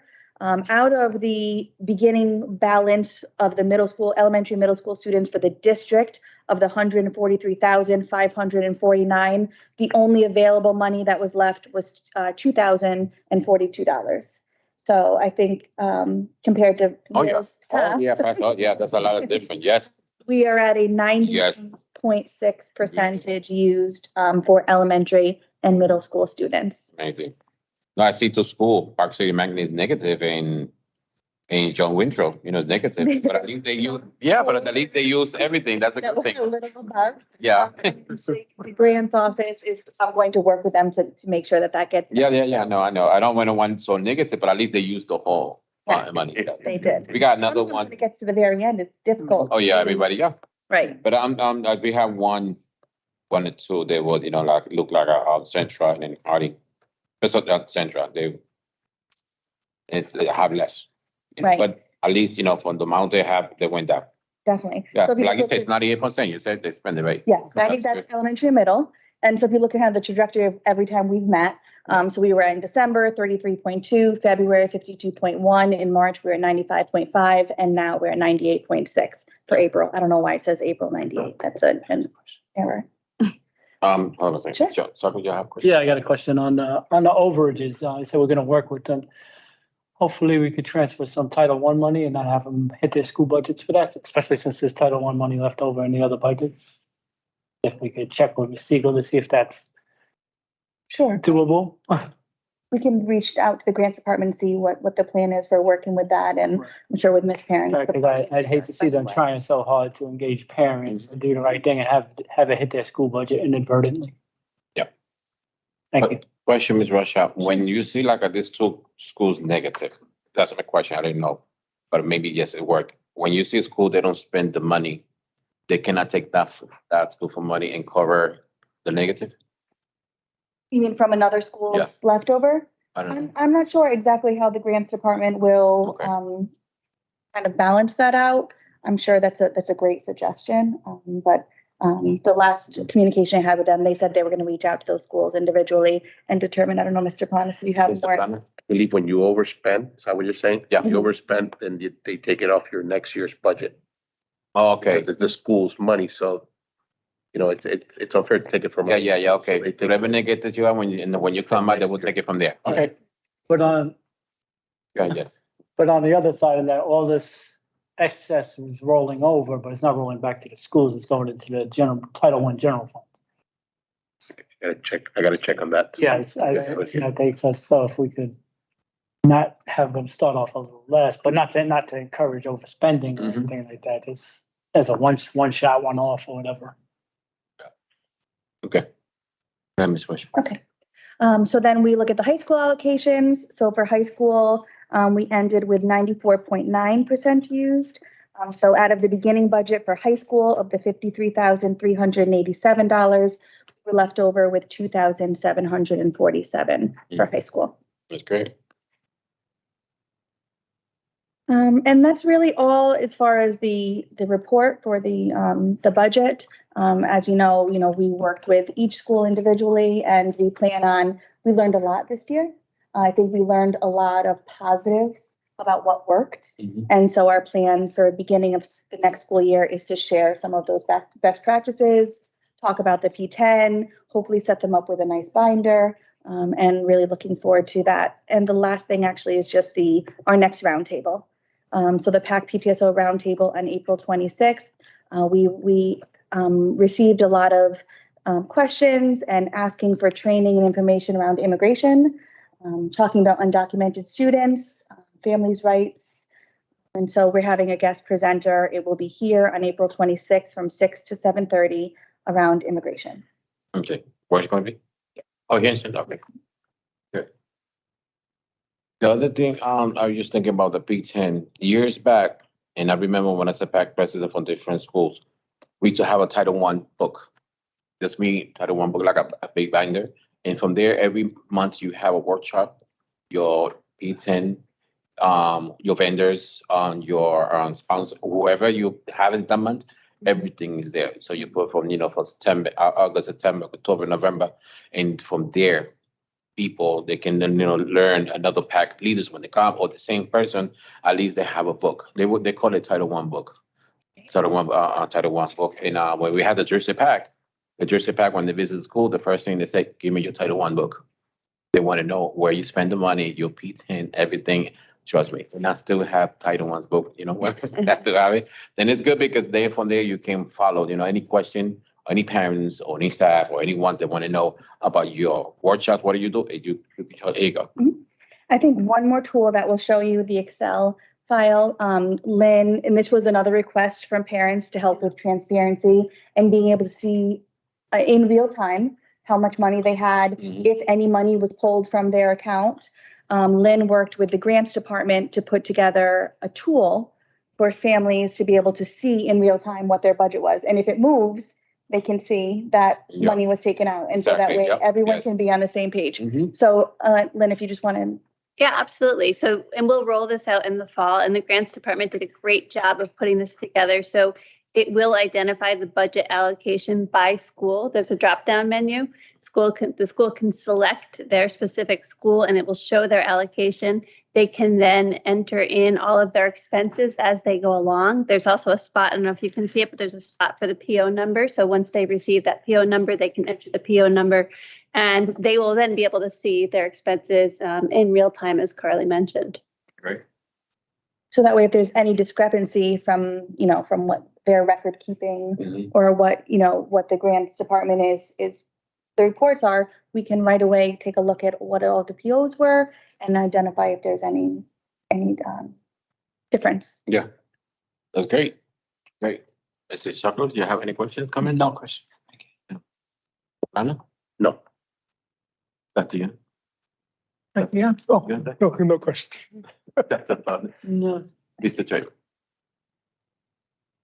So thank you. That's it, right? Okay. Thank you. Is Perry left? Yes. Yes. Okay. Thank you so much. I really appreciate that. And like always, I told you, I'm always going to be here to support you and help you. I'm always going to be here. So Yeah, But appreciate we have to keep following. I want to keep following that. Absolutely. Thank you so much, Ms. Rocha and Ms. Lynn. Thank you, You're and I hope to see you tomorrow. Yes. We will. All right, next in our agenda, we got the update of the district social work service. Dr. Young, because right now it's Dr. Young. We talk about that. That was the first one. Yeah, but you can see it in the video. First of all, congratulations for your title. Oh, thank you. You know, It's been a long Dr. time. Young now, you know, we appreciate that. Welcome back again. The floor is yours. Okay, I get really excited when I can talk about social work services. I know you are. There are 8 different things that I didn't include in this presentation that are overarching things that the department does. But I think the request was, what do social workers in the building do? So I'm going to focus on that. So just an overview of what social workers are supposed to be doing to promote the general well-being of students. So that means providing classroom-wide presentations about different things that occur in the school. So if a certain classroom is having trouble getting along, they can do certain things in that classroom itself to help the students get along. Working with outside agencies to provide support for families. A lot of people are under this idea that school social workers are mental health clinicians. We are clinicians, but in schools, our only job is to work with the students to help them access the curriculum. So that's the difference between what a practitioner outside of the school does and what a school social worker does. They offer monitoring and suggestions for school professionals. So we would do collaborations with principals and teachers about how to deal with students with problematic behavior. We develop and provide crisis interventions and strategies to improve student success. So like if there's a death of a student, we would work with that team in the building to provide services for that student. And we would bring other social workers in to help with that crisis situation. And we work to maximize coping skills for students in difficult situations. So if they're having situations at home, if they're having situations anywhere, we work to ameliorate those things there. Thank you. So the mission of school social work is to decrease any issues that are impacting academic performance. That's the most important thing, the academic performance.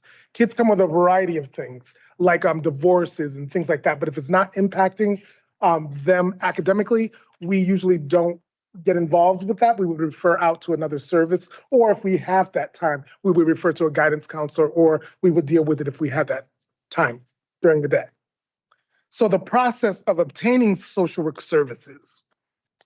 Students that exhibit behavioral issues or mental health concerns that are interfering with their academic progress, they then move to the next step, which is the referral to the SRBI or MTSS program. So that's just the multi-tiered supports monitoring program. And we would collect data on that student's behavior.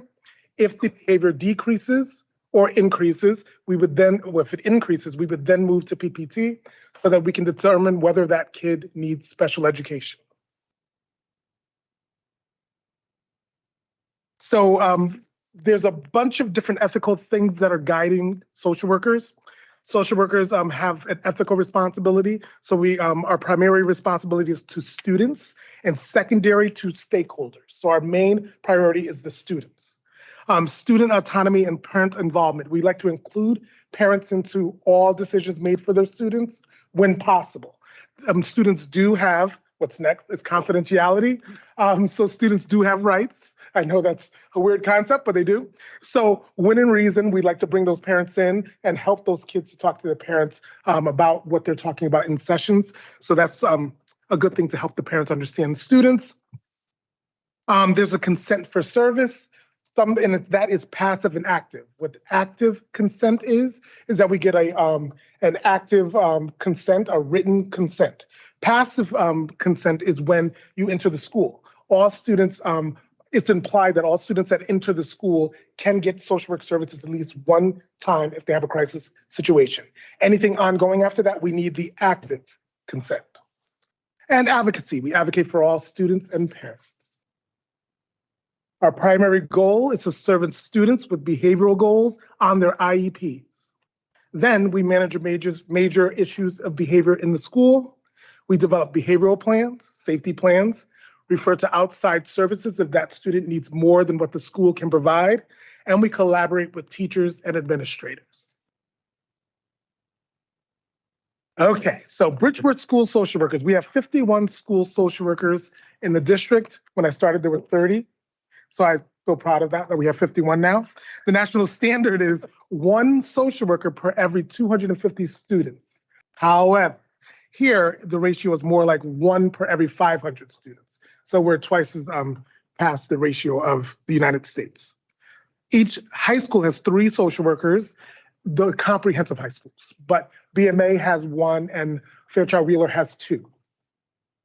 Social workers receive, social workers have to hold a master's degree, and they hold the state certification in 071, which is a school social work certification. All of them have that. School social workers receive professional development each month. I provide them professional development each month, and new social workers get twice a month professional development. I also provide supervision for them so they can get their licensure. So that's all that time they're doing case reviews so they can get CEUs from the district with no cost to them. We have 11 social workers that we recently trained in what's called CBITS, which is trauma-informed therapy in certain schools. So we have 11 schools that participated in that. So these social workers are specifically trained in trauma therapy. And the average caseload is between 40 and 50. And in high schools, it can be 60 plus because we don't have enough manpower to do that. I know it's not on here, but we just started something new with our homeless population where we feed the students. It's called Fill in the Blanks. We send the students home, even in high schools, with a book bag full of food on the weekends so they can eat during the weekend, parents and the students. And we've been doing that since the beginning of the year. All schools are participating in this, and we've fed over 200 families thus far from the beginning of the school year till now. And there's a thank you slide from me. There you go. He just do it because he want to put the doctor thing. That's why. I want to feel close to Dr. Baldwin. I have a question. You said we got 51 school social workers, right? Yeah. And we have 11 social workers, right? Where do you see? So 11 social workers are trained in CBITS. That's they volunteer to be a part. They volunteer, but for 51 school social work, you said 250 students for 1 social work? That's national standard. Oh, national standard. We are Okay. 1 for 500. What? We have 1 social work for every 500 students. Wow. And that's because we have to also service charter schools. We have to service private and parochial. We have to service everyone in the catchment area that are our students. Yeah. So that spreads them thinner than. Okay. We'd be in better shape if we didn't have to do that. Yeah, I'm in shock when you say 1 social work, we have 400. 500. Wow. That's a lot. You have any questions, Mister? Yeah. Yeah, Be ready, that's what I said. Let me just flip back real quick. Okay, as far as behavioral issues, okay. Confidentiality. Yes. Student confidentiality. When you engage the parents, the students, right? If student says, no, I don't want my parent to know this, the student's confidentiality takes precedence. Yes and no. So a student has confidentiality as long as they're not a danger to themselves, Right. or someone's in danger to them. Then we have a duty to warn. So they do have ultimate confidentiality unless they're being harmed in some way or themselves.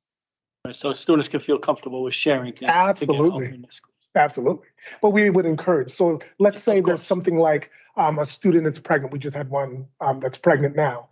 We would, because we don't have the duty to inform because they're not being harmed anyway, but we would counsel them into talking with that family about that situation. Right, but you wouldn't outright go to the parents. pick No, up the we phone and can't. say, No way. Oh. No. And yeah, and It then just that- depends on the situation. Let's say, like you say, somebody Like if it's an killed, older person. die or something like that, so that you don't have no choice to. Or if it's an older person that impregnated the child or something like that, Yeah, we would, that's harming the child. Yeah, that the way you do it now, the way it's done, I guess by law, is like encourages the student, because student who didn't have this service might just not tell anybody and just keep it and then basically Right, a fear endanger of backlash. themselves in the future and stuff like that, and help season that. Okay, thank you for that. Social workers. Okay, now let's address how many of your current social workers are funded under ESSER? 11 of them. 11 of them. Mhm. So when ESSER funding runs out and those 11 may have to be accessed, how much does that increase your caseload? Exponentially. So and we don't just have social workers that primarily work with students. So in ESSER, we also have a homeless liaison.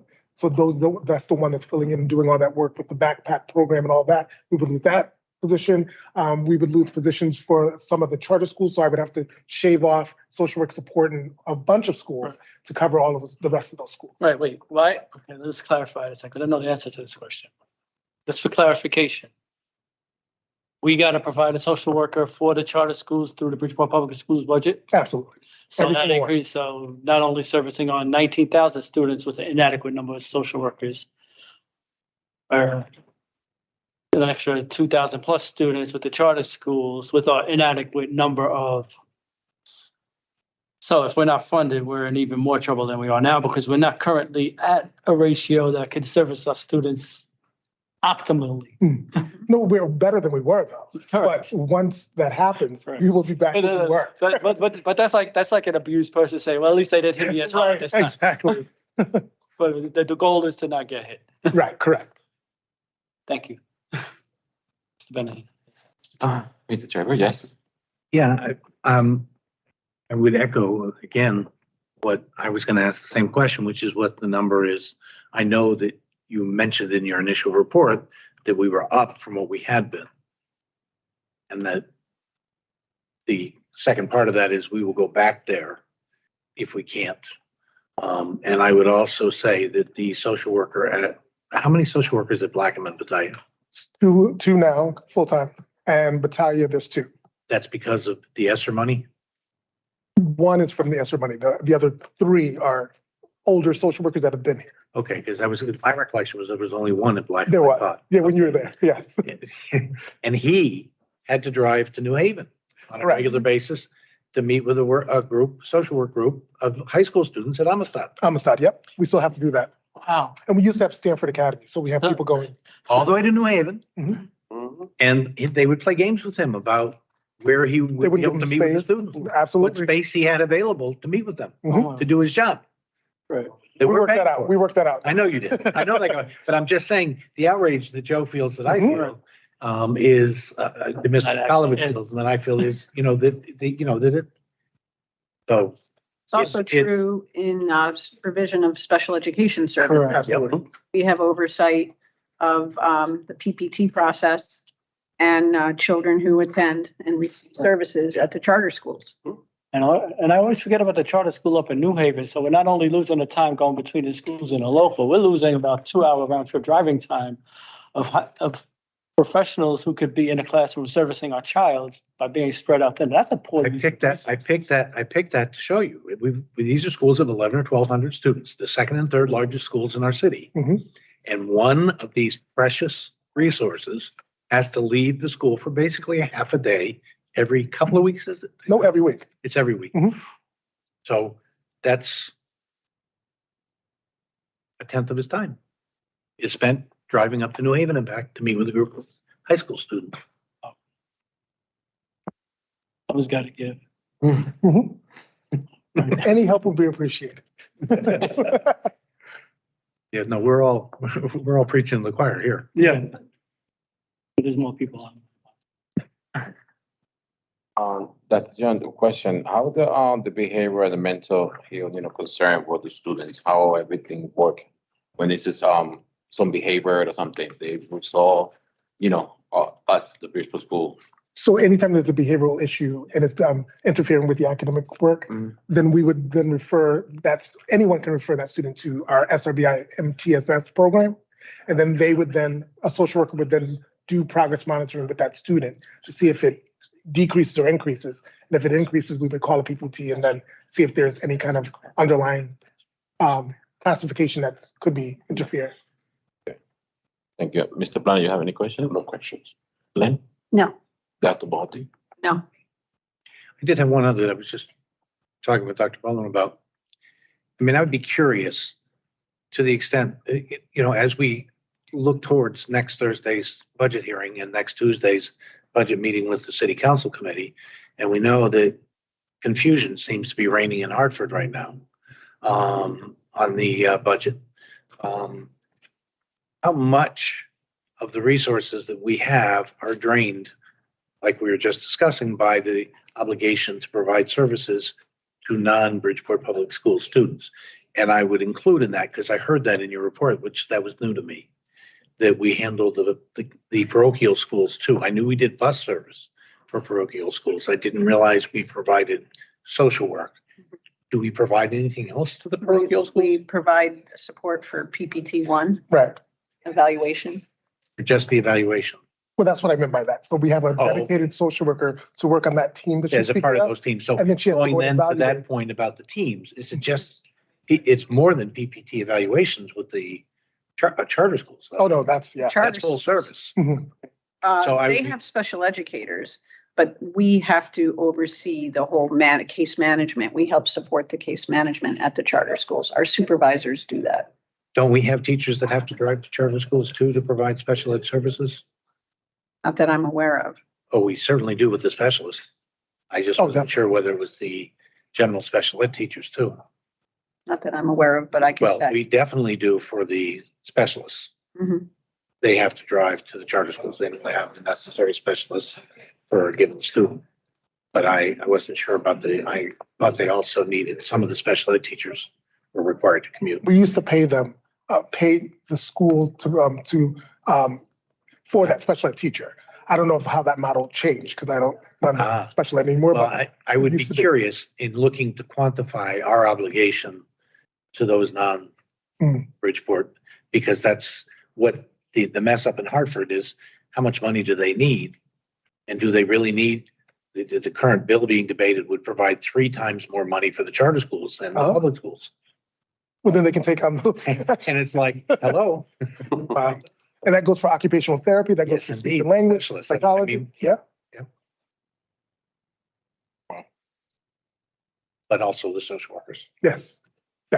Dr. Bolden, you said PPT1. Does it mean, can you explain what does mean PPT1? So when a child's being referred for evaluation, that would be the first set of the planning and placement team coming together and bringing social work, all members of the comprehensive team for evaluation. So social work, possibly speech and language, depending on the child's needs, psychology, special educator. Okay. Classroom teacher. Mhm. Something else to say, Dr. Young? You all set? Yeah. No more question? All right, Mr. Dr. Young. I remember Dr. Young. Thank you so much. I really appreciate that. Your report, like always, very professional, to the, any question, and, I will email you. Thank you very much. I really appreciate your time. Thank you very Thank you. Who's that lady that have the hat? I cannot see the name from here. Oh, the principal of Blackham, right? Oh, okay. Novotny. Let's see. Oh, here she is. You look different in the picture, that's why. I was on the beach that day. It has that great Gatsby look to it, Ms. Nabaki. Right. The next on the agenda is going to be the last one, the report and suspension Fortune District cases end by gender. That's Dr. Bill. Yes, so that information was shared with you in your portal, and it's outlined as requested by school and by gender. And you can see that overall, district-wide, when we look at this data, about 2/3 of suspensions district-wide are distinct offenses. 1/3 are suspensions that are repeat. So it varies. That's district-wide data. 2/3 are one-time distinct, and 1/3 are repeat. It varies school to school, as you can see. Overall, issues related to student conduct and student behavior and how we want to treat one another when we're together in a school setting those have been very challenging for us as we've re-entered from the pandemic, right? And so the biggest piece for us as adults in a community is really working to help every member of the community have a shared understanding of how do we want to feel when we're together. And so when we are together in a classroom, when we are together in a library, when we are together on a school bus, when we are together in the cafeteria at lunch, we want to feel safe. We want to feel respected. We want to feel heard and understood. And what has happened is that really requires those social emotional learning skills. So that requires self-management, self-regulation, social awareness. It requires that I understand when I run and take your seat at lunch and then push you off the seat, you didn't like it when I did it to you yesterday. You didn't like when I did it to you on Tuesday. And so now today in the CAF, when I run in and take your seat, you push me and you push me to the ground and you stand over me. And you yell at me and call me names because I keep taking your seat. And so those types of offenses and challenges to how we want to treat one another in the community, they persist. And so we have to do a better job of building a safe and inclusive school climate and culture across all of our schools. Suspension is not an intervention. And so we need to work on tiered interventions in our classroom, helping to support our teachers. The work that we're doing with RIASAP and Mrs. Stevens helps to lead this work with our social emotional learning and restorative practices, training our staff members to be restorative, all helps, but we need this at a far greater scale. We need more people contributing to the sense of belonging, to the sense of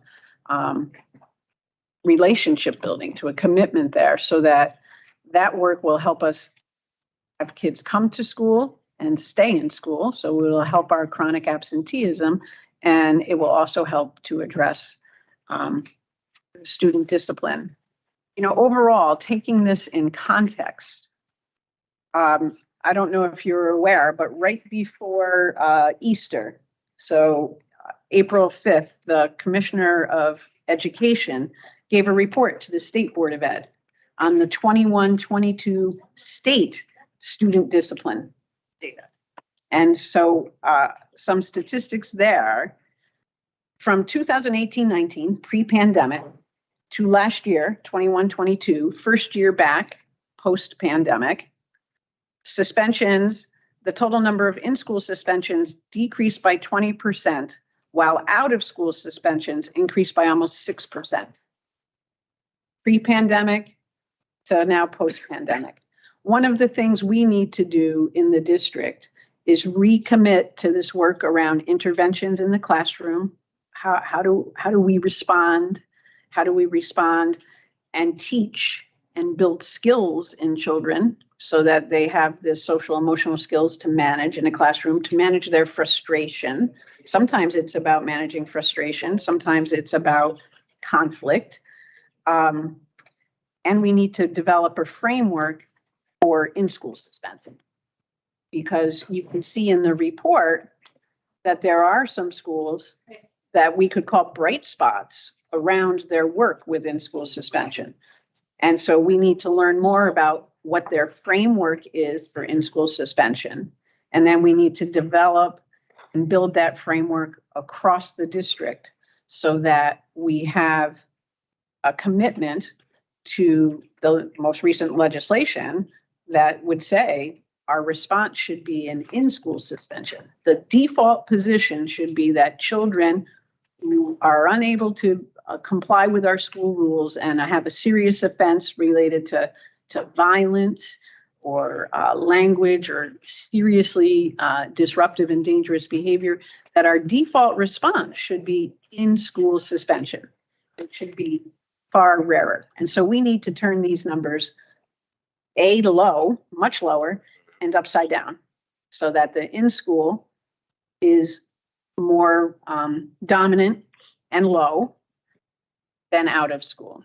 And so also not surprisingly, when we look at the state report that the commissioner gave, she says the statistics that 1 out of every 15 students statewide received a suspension. 1 out of every 15 students statewide received a suspension. And then when you look at that, there's disparities based on race and ethnicity. And it's pretty stark. And so while 1 out of 25 white students received at least 1 suspension, 1 out of 8 Black or African American students, and 1 out of 12 Hispanic or Latino students. And so our data, which we also share by, you've asked for it by gender, but we also have it by race and ethnicity. Our data completely supports what the statewide data says. And so for us, it is really about a commitment to tier 1, which when we say tier 1, that's the classroom. It's a commitment to classroom, best practice, standards-based instruction with a deep focus on relationships and building those social emotional competencies in kids. How do I manage myself when I'm feeling upset? Self-management is a competency. Social awareness is a competence. Healthy decision-making is a competency. Developing interpersonal relationships with adults as well as with my peers is a competency. And so how do we create the conditions for that? We have to have safe operations in our school. We have to have policies and rules and consistently implement them. But first and foremost, we need to build that sense of belonging so that kids want to come to school, have multiple trusted adults that they can go to if they have a problem, and that we have in our classrooms a framework of how we will respond when children don't meet our behavioral expectation. And so, our goal is for these numbers to really change dramatically. And there are bright spots in these numbers. Harding suspension numbers at the high school level, comparatively speaking, are low. They've done some very impressive work with creating what's called a reframing room. So kids go as they're running into conflict, they're seeing conflict, they're realizing that they're not regulated, that they can't manage themselves. Rather than engage in an explosive behavior, they're learning to take enough of a moment to get themselves together and seek support in the reframing room where they can talk to an adult, process a problem, potentially even gain access to the other children or children who are part of their problem and have a meeting with them and maybe even engage in a mediation. So there is a lot of work simultaneously going on. While we look at these data, it's data point and it's significant and troubling. But at the same time, underneath this data, there's a lot of good process-based data that is occurring in terms of mediation, restorative practices, children actually repairing harm, teachers running circles in their classroom, supporting kids in their development of their social emotional learning skills. It is happening. It's just not at the scale we have need for. So I'm looking forward to being able to share data with you over time where we can have real discussions about that, the steps that we're taking that reduce it, and that we can tell you with confidence it's not just a fluke. We know why we're doing better, and we know what it takes. We're just not there. Mr. Joseph, do you have any questions? Of course. I know why. A couple of them. Yeah, great. I think you might have anticipated some and answered them right off the bat about the state data. The 1 out of 15. Is that a total of distinct? Does it include in school and out of school suspensions? It does include in school and out of school, and it also would include an expulsion. An expulsion as well. Yep. All right, because we're pretty close to the same percentage as the statewide. I looked, we got 1326 distinct over 19,000. That's about 0.07%. The other one's like 0.66 something percent. So it's really, really not too far off. It's a bit higher. Right. Not lower. Okay, let me do it again. Yeah. Check with the math director. 1 divided by 15. 1,900 out of 19,000 is 10%. Right. Is 10%. 0.666667. Yeah. Say 0.67 and 1326 divided by, what do we got? 19,300 or so. 300. We call it 0.687. The difference of 0.2. This is, like I said, it's minimal. We're slightly tiny bit higher. Well, I think just to make sure we're, taking the proper numerator and denominator, Right. what we would want to look at is the total number of students the total number of suspensions, which is 1,983. And then we look at our 19,000 students. Right. No, that would be worse. What we would need to look at is how many students were suspended. Right. Right? That's what the state was referring. Right, that's why. How many students have been suspended? We don't have that here. So Mr. Sakalovic was looking at distinct ones because those are just the number of a students. one-time occurrence. But in the if you look at just strictly the 1983, that's approximately 10%. And you said, if I recall, it was a double-digit percentage for the Hispanic population and a single-digit for the African American. Right. 1 in 8 and 1 in 8, 12. and 1 in 12, right? So approximately 10%. So if we looked at the 1983, we're about at 10%. But assuming the repeats, the real number is going to be number of actual students who are suspended. Correct. Is going to be somewhere between 1,320 and 1,900. Right, but also, did you not say that overall it was 1 in 15?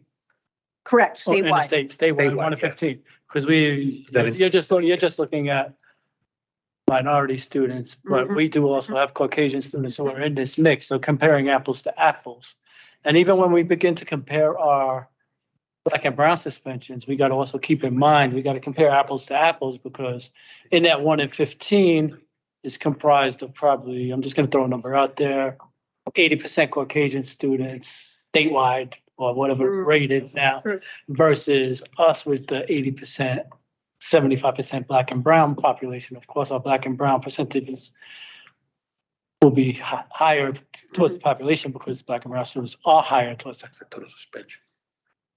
So we got to take all those mitigating factors into account when we're comparing the status. Because if you compare, you say what percent of Greenwich students of color was suspended, you would see 1% of all Greenwich students suspended are African American. Then compare it to Bridgeport, you get 10%, but that's not really telling you anything at all. But I know there's a mathematical way to make it proper, just to throw out all the outliers, but we have to be sure we do that. But that brings me to another point I was going to make as far as the equity basis. I don't know if this is an accurate recollection of mine, but it does seem that the females are being suspended a bit more than usual.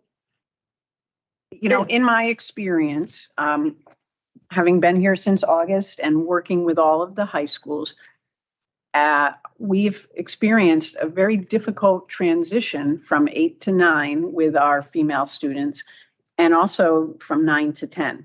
And so I looked at some data with my high school principals early in the fall, around like November, December, and the 9th grade suspensions were high. And yes, there were more females because of conflict, fighting, than males. And so that remains even now as the spring, and everybody's just thinking about the summer and wanting to move on. And sometimes more conflict emerges, and so we are having some difficulties with trying to create the environment where young women are supported and making healthier choices and better decisions rather than solving problems via physical aggression, which is what is happening. Yeah, because I remember thinking in years past, I'm going back, the pre-pandemic, seeing it seemed a lot more rare for female students to be in some schools equal to or greater than male student suspensions. Mm-hmm. And it always was, I would always point out that it seems upside down, that since there's less males and there's more male suspensions, but it seems like the code closing the gap, but is it? I think it's, I think COVID and social isolation and kids, with the device, because it was the only means we had to connect with children, that COVID really leveled the playing field and helps us to understand that all children, male or female, really need social context, teaching, meet them where they are, opportunities to practice engagement and skill building in making a friend and keeping a friend. We've really lost ground, and we see that in these interactions that lead to violence. And we also lost transition periods, like going from junior high school, from middle school to high school. Some students started high school in the 10th grade in person, and they didn't have that transition with being the youngest in the school and being pulled in by the oldest in the school. It's like started in a different place than normal transitions, and it's rough. I feel for our kids, and I know we can work through this. I also feel our kids have resilience and proper guidance. They can get past this. But like you said, we definitely need to keep our children in school as much as possible. And about them, I just counted quickly. It looks like under 20 expulsions. We're doing, better than in the past. I think we're at about 27. 27. Okay. But I did track that from last September to a year ago, March. From September to March a year ago, there were over 50. From September to March this year, we were at 16. We've had some unfortunate uptick. About compared to like the last pre-pandemic year, 18? Yeah, 2018-19. I haven't looked at that. I don't have that, but I could get that. Yeah, that would be interesting. Because this will be first complete year in person? No. The second. I think the second. I think Right. last year was a full opening. Right. Yeah, and that's an outlier, Justin. So these could probably be better off comparing this year to that year. If it speak or something. Okay, thank you. Any comment, question, Mr. Attorney? Yeah, what I want to make sure I understood the expulsions. Mr. Scalavik just asked you about, there's not 27 in here. Oh, no. This is as of then what? This was through, I think it's through March. I could check with. So in the last month, we've had an uptick of expulsions. Yeah. And the data that we were talking about, that consistent with the state report, can we do the analysis that way too? To have a more accurate picture of comparing ourselves with the state's reporting? I could work with. We don't have, we have boys and girls, male and female here. Don't have, race. Oh, we do. We can do that. Here. Yes. No, we don't have No, I it here, understand. but we So- can do that. You know, we're doing our little head math, trying to figure out how we compare with the state. But the state was also comparing the racial inequities of discipline and how that looks, and it would be interesting to see us. Yeah. The other thing I wanted to ask is, what's the situation at Central? I mean, it sticks out like a sore thumb. There's a few others that are high. That one's beyond high. It's just not that big. It can't say it's 4 or 5 times bigger than any other school. It's not. Well, Central has nearly 1,700 students. Compared to, Bassick with not quite 1,000. Harding with a little more than 1,100. right, Right. so it's not double the size No. of those schools, No. and yet its data is way more than double Correct. of Harding and about double Bassick. Right. I was just curious why because I was gonna ask about Bassick too, why Bassick and then Central. I said the number of the central is high. Pardon me? The number of the central. Yeah, that's what I'm saying. The numbers at Central, well, then I'm looking at Batavia. But yeah, I mean, I gotta compare Batavia to Blackham. Batavia's looking at 152, Blackham's at 68, and so, you know, those are comparably sized schools. And then comparing the high schools, I understand the high school dynamic is gonna be different Mhm. than the pre-K to 8 Mhm. mega schools that Blackham and Batavia are, but. Right. You know, I was just curious if there was any circumstance that we should be made aware of. I don't think there's any Or any specific explanation. circumstance. You know, I would lean into the explanation of when you look at their sort of unique identifiers, right? Their, the distinct total. It is high. And so, you know,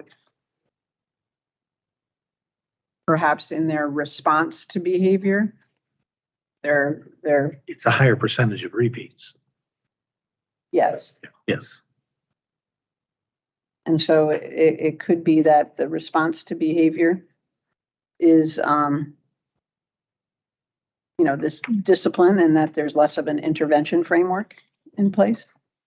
I don't know, Ms. Stevens, in terms of the restorative practice facilitators, is there a presence at Central? There is. Okay, Yeah, we have one restorative facilitator okay. at Central. But we are noticing that discipline increase. It's something that we're aware of and putting some focus on. I think, again, it goes back to what Dr. Baldwin was saying earlier, where we see pockets and we really see the need to expand restorative practices so that it's a way of being. It's not just looked at as one person doing the work. But in this case, we have this huge, unique experience that we've been through with the pandemic, which I don't begin to pretend to have any unique insights into what that means, other than it's just hugely new to us. But otherwise, we've been doing the restorative practice. You know, a lot of the schools feeding Central been doing it for 10 years.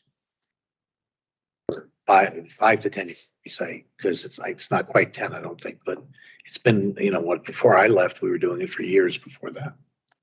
Yeah, well, and I think,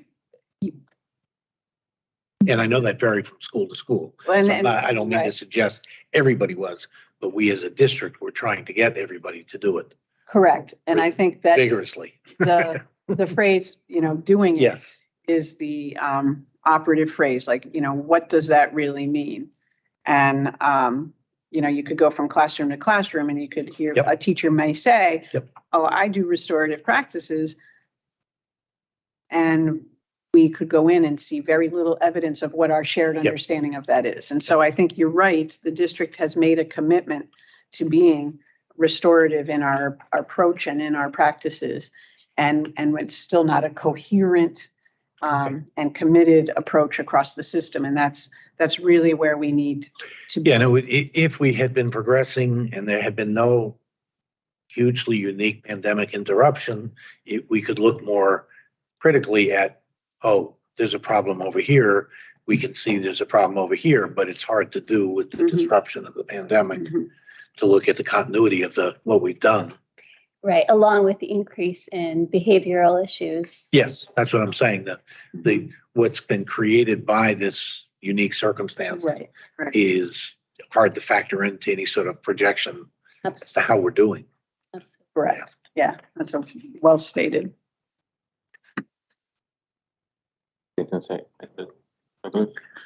No, I have some thoughts for the committee though. But my question is, Dr. Belden, when I see these numbers and I see, like Mr. Traver said, lo que en Batalla in Blackham is almost an amount of students, and you see the different numbers here. And I see the other one, especially the high schools. What is the process or what the school is doing to trying to find out these numbers go low? I see Mr. Planas wanting. Okay, I'm sorry. It's all right. I'll talk about the situation of Batalla. We've lost a few teachers, especially in the middle school grades. Okay. And so retraining those teachers take time. And also in transition, you have substitutes that are in place. And so that plays a major role in the behavior of students at that time. Yeah. So not only do we need training, as that transition happens, but also, obviously it's different having a full-fledged teacher than a substitute at that place. So I could tell you, for example, we were missing 2 6th grade teachers out of 5. In 8th grade, we were missing a few teachers also in the school. So that plays a major role in the middle school ambiance of the school.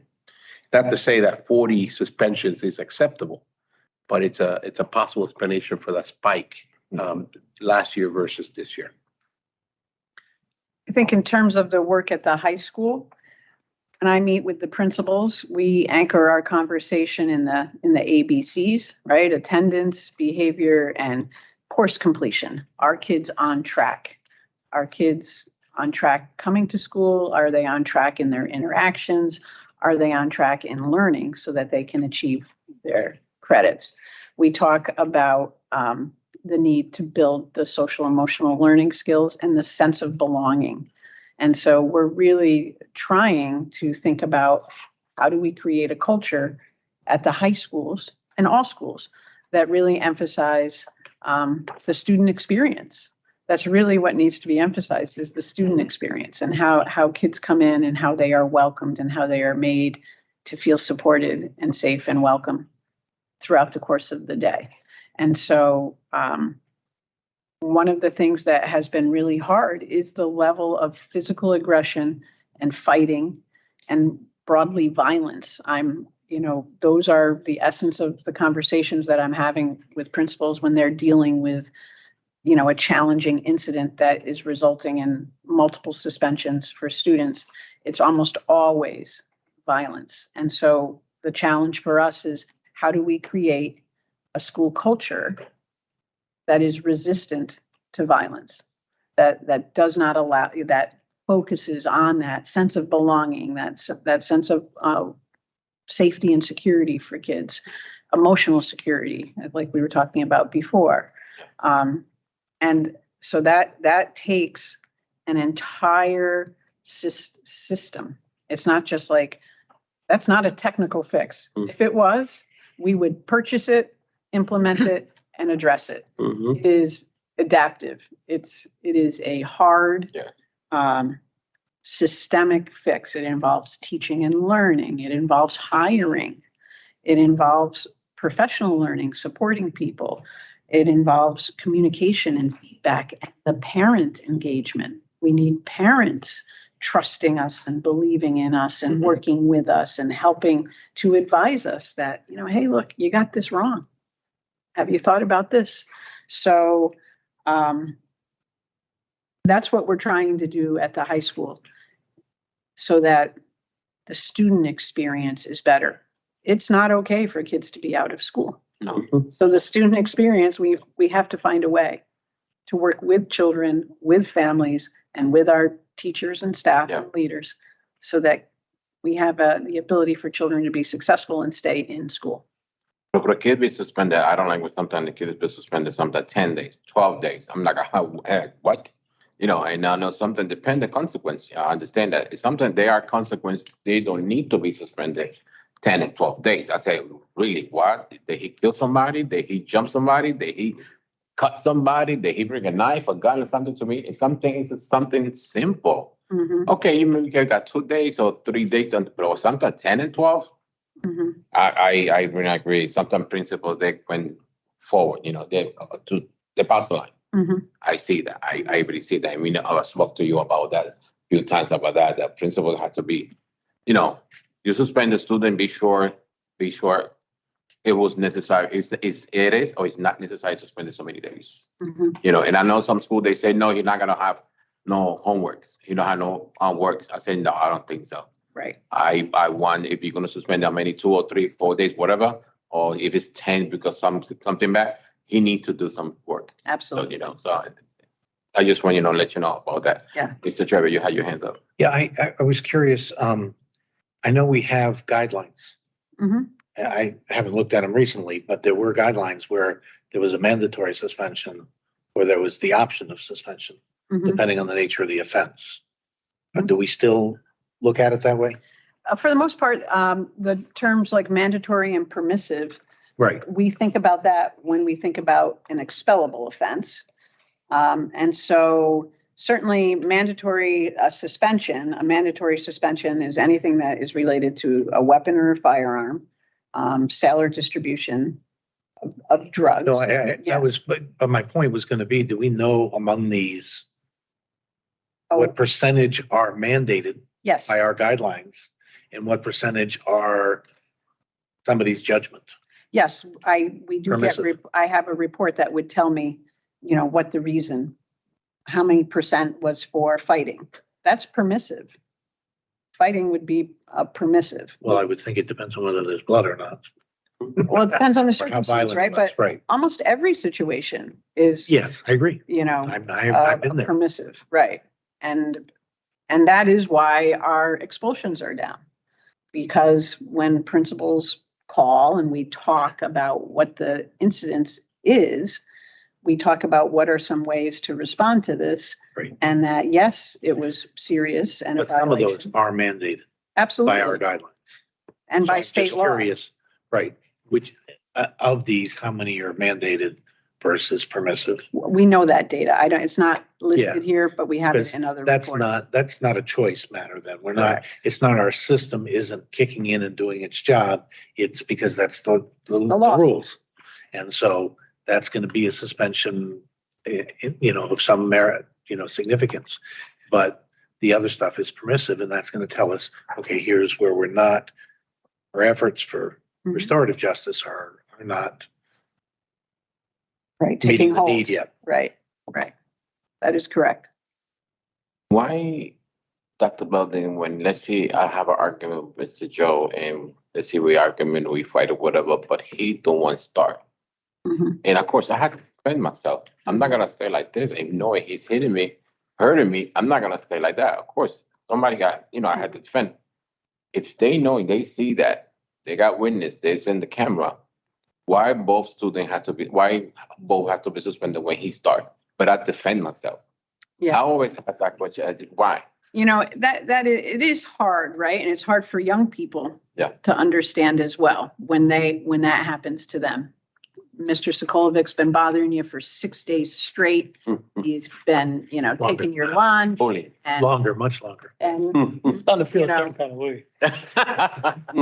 saying things about you and so you respond back to him and then he didn't like it when you responded back to him, so he hits you. Yeah. And then so you don't like that, so you hit him back. And then a couple more blows exchange. Yeah. That's really when we have the problem. So you are correct. It's difficult. In my experience, this takes place. Mr. Sokolovic hits you. You hit him back. The whole thing stops. That your response back, you're defending yourself for the very first time. And Mr. Sokolovic realizes, oh, wow, this guy's had enough. Yeah. And he stops or he doesn't stop.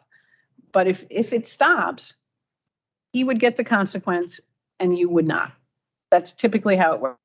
Defend yourself, and you did hit him, but by standing up to him, it stopped it. And so in my experience, he gets the consequence and you don't. You know, we'll talk to you and say, look, that's not the appropriate response. You know, as you get older in life, you're going to find that there are greater consequences for you in the legal system if that's how you choose to respond. And so we don't endorse that here, but we recognize you stood up to him in this circumstance and it ended it.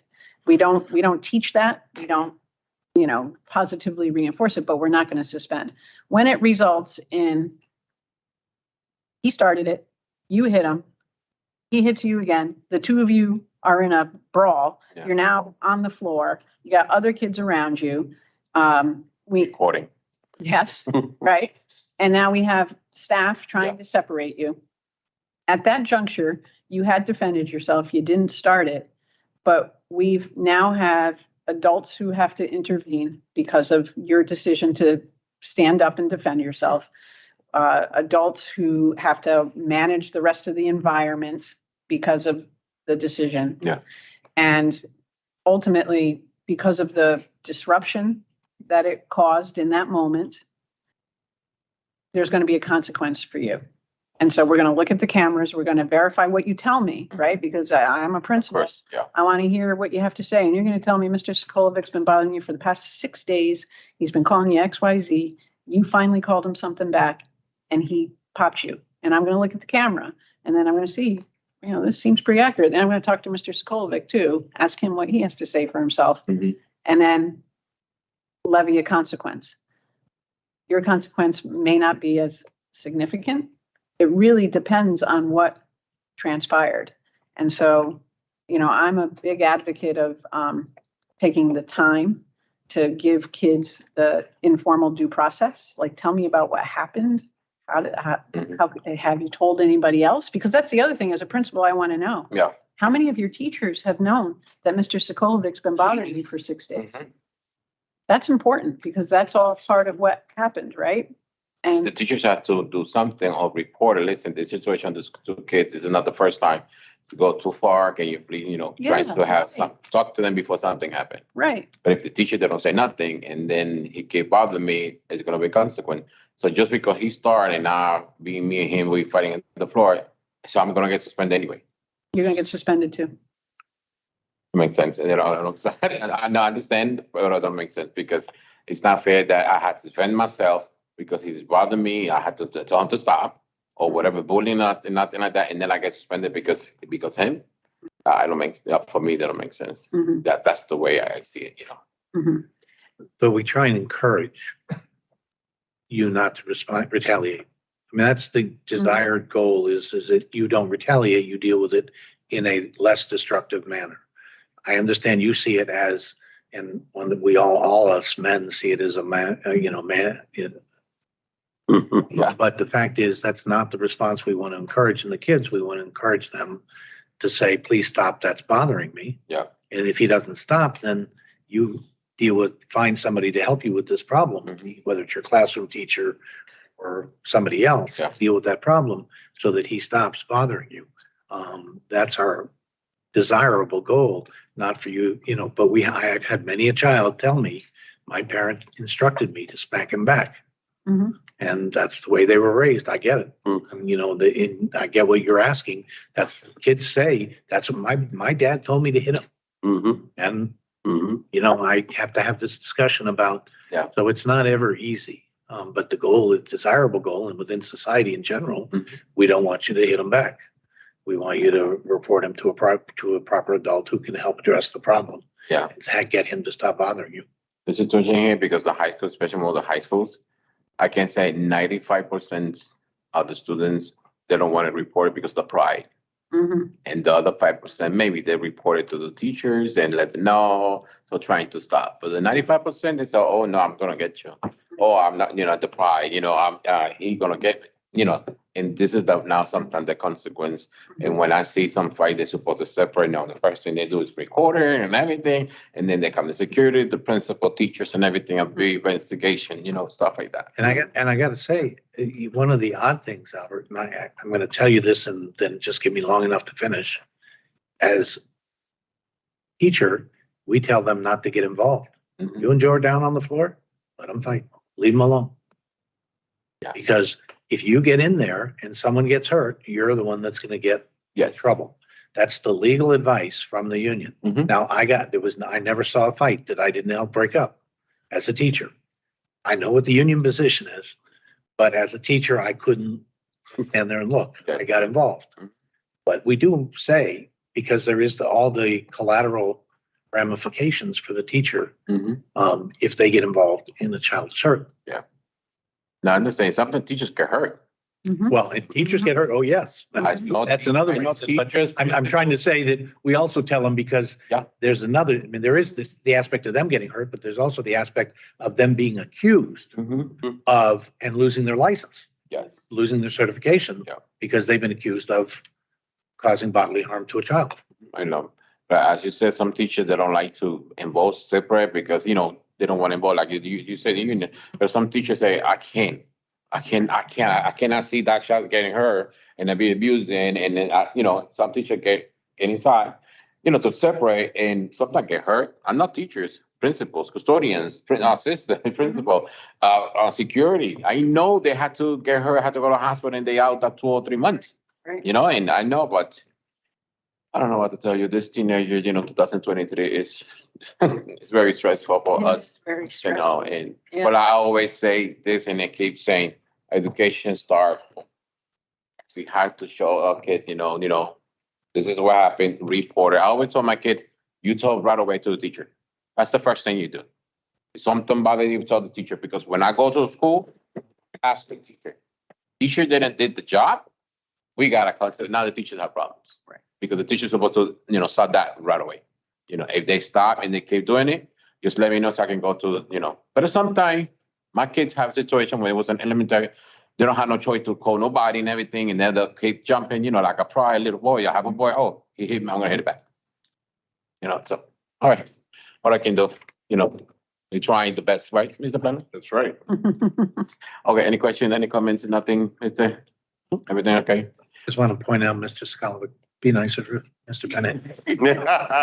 Talk to you outside. He always, trust me, for almost 10 years, I know him. He's always nice with me.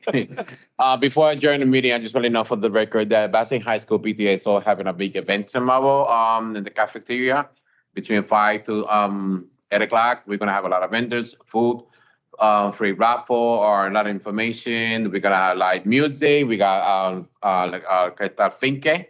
Yeah, we're going to have so many things. He's doing something. This is the 8 years Basing High School is doing this. So everyone, all staff, teachers, parents, seniors, dog, cat, whatever, everyone is very welcome to come. So make a motion to make a during the meeting.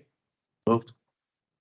Motion to adjourn. All right. Thank you, everyone. Thank you, Sam, Pastor John. Thank you, everyone, to be here tonight. God bless you all and be safe. My grandchildren. Right.